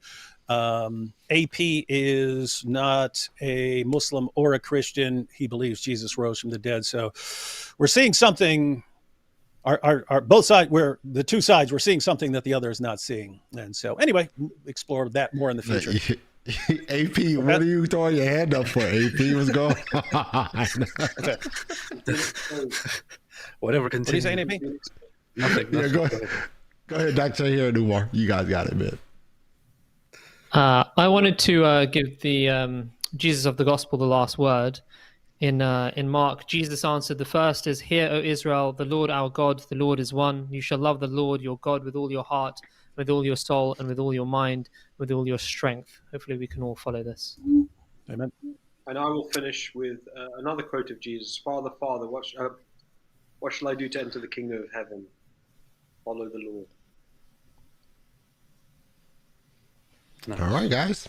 All right. Everyone appreciate said you guys. goodbye in the nicest way except David. He had to attack again. What? Nothing.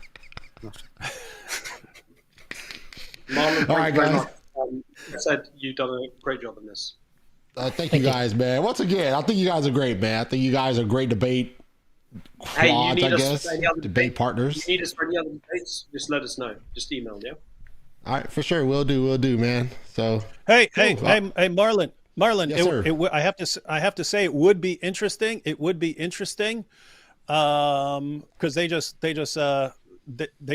gave you an open invitation to set up more debates. Might be interesting to get a debate on a topic that Ahmadis and some other Muslim group disagree on. The reason I suggest that as a possibility is you would not have a side in that debate, and therefore you'd be an impartial moderator on an issue that between different Muslim groups where they disagree. So anyway, just a thought. Yeah, it's not, just to be clear, it's not an open invitation. Obviously, we'd review the topic and stuff, but we have. Obviously, because of the way you've handled these debates so nicely, we'd love to. If there's a good topic and good speakers, we will, definitely respond.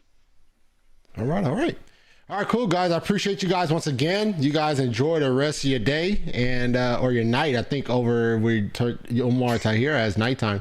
So you guys go ahead and enjoy the rest of your night. David, AP, you in the States, AP? Yeah. Where you at? Where is it? Hey, don't be asking the apostate. Marlon. Tahir and Umar, we have no issues of thinking they want to brutally murder AP. Sure. There are people who would like to murder AP. So. For sure. I understand. I totally understand. Keep it quiet. All right, for Central sure, guys. Time, that's where I am. All right, Central Time. I'll leave it at that, Central Time. For sure, guys. All right, guys. You guys go ahead and take care. I'll talk to you guys soon, all right? Talk to you later. Thank you. Peace be on you all. Thank you. All right, take care. Bye. All right, guys. Another great debate in the books, guys. I hope you guys have fun. I hope you guys enjoyed it. Lively debate. And this is the thing, this debate, the debate format was actually recommended by David, right? And so this goes to show that the format can be just as entertaining, because I have people emailing me, and I heard some comments too say, oh man, we should have a real cross-examination where it's question and answer, question answer. And I threw that at the guys, and both team said, nah, that's okay, let's keep it the way it is, right? This goes to show you that for different formats, even though it's not what you desire, can be definitely informative in nature, and without all the crazy banter back and forth. Like we see a lot of times in debates, we get so caught up with the banter that now the subject and the substance of the debate is thrown out the window. And as you guys know, over in the Gospel Truth, man, I want to make sure we have substantive debates to where we can converse about very, very rigid disagreements, right? I mean, volatile disagreements, right? And we can discuss these volatile disagreements in a nature that's helpful, right? And not chaotic and disruptive. Right. And so that's what the goal of the Gospel Truth is, to be able to have these engagements for the gospel. Right. We're not just having conversations just to be talking about Islam and Christian. We're talking about, these are debates that are geared around the gospel. So everything that was discussed, I'm praying that it does draw Tahir and Umar to saving grace. Even AP is not a Christian yet. But we're praying that AP does become a Christian, right? And that's the goal, right? Even though AP argued very, very valiantly for the Bible and for the testimony of Scripture as far as the crucifixion, I'm just waiting for AP to go ahead and come on over, AP, come on. But all that said, the gospel is at center here, right? And that's the goal of these debates. We're just not having a conversation just to be talking. That's not how I roll. That's not the vision of the Gospel Truth. But I just want to point out and just make sure we understand that we can have conversation. We can have debates, even if we disagree on these subject matters, right? And so I'm just happy that these two debates, the one previous was Muhammad a true prophet, and this one was the Bible, the Quran, which makes sense concerning the crucifixion. I'm just happy that they both came together and they both did very well. I saw Slam RN, one of my great moderators. She said that we had 1,400 likes just in this stream alone, and it has to be a record. I think she may be right, because I can't recall any stream having that many likes before the stream ends. And so right now it has 1,460 likes.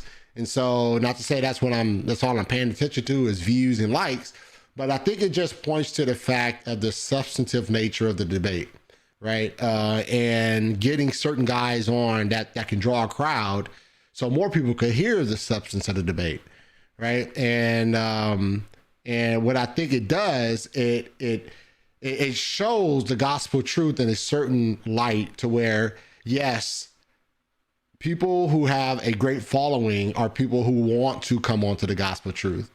And as you guys know, I don't just invite the guys, the popular guys. I invite the guys who just do ministry. You know, they're not necessarily on YouTube or have a great following. They just like to discuss these things, right? And so I say all that to say is that's the vision of the gospel truth. So if this is your first time viewing the gospel truth and you're like, what is this about? You know, what's going on here? What is this? This is the vision of the gospel truth, right? Proclaim the gospel of Christ via debate, right? And when I'm able to bring people on that do happen to have a great level of following, that's just more of the gospel being put out, right? That's just more gospel being sent out even further out. And so that's why I like to mix the bag, guys. That's why I like to mix the bag, because, you know, I have guys who don't necessarily have a great following and I have guys who do have a great following, and you mix the bag, right? You know, you mix the bag, and I think that's beneficial for the gospel to be sent to all the masses out there. And so I just want to say big ups to everyone out there who supported the ministry, who've been supporting the ministry over the years. This ministry has been in operation since 2019. And so I just want to say big ups to everyone who's been through it when the gospel truth had 2 viewers, all the way to when the gospel truth now, we had, I think, a high view of 1,500 people in one stream, right? And so that just goes to show that God is blessing the ministry, God is moving the ministry, and we just got to keep going, right? We just got to keep going. And once again, thank you for the support, not just monetarily, but also liking and subscribing and sharing. That is support as well. And I do appreciate everyone out there who has done such and subscribed to the gospel truth. So yeah, thank you guys once again for all you've done, and it's looking good. It's going in the right direction, and praise be to the Lord, praise be to God for his grace and mercy on our lives. And yeah, you know, if you have yet to do so, subscribe. You know, that's the key. Subscribe to the gospel truth. Please do that. Support the ministry, and hit the like on the way out, as Gabriel just said. Let me bring Gabriel's comment up here. Hit the like, guys. Hit the like. You know, before you jet out of here, all right? All that said, you guys go ahead and enjoy the rest of your day. I am about to go enjoy the rest of my day, and be blessed out there. I hope to see you guys soon. You guys take care. God bless. Have a good one.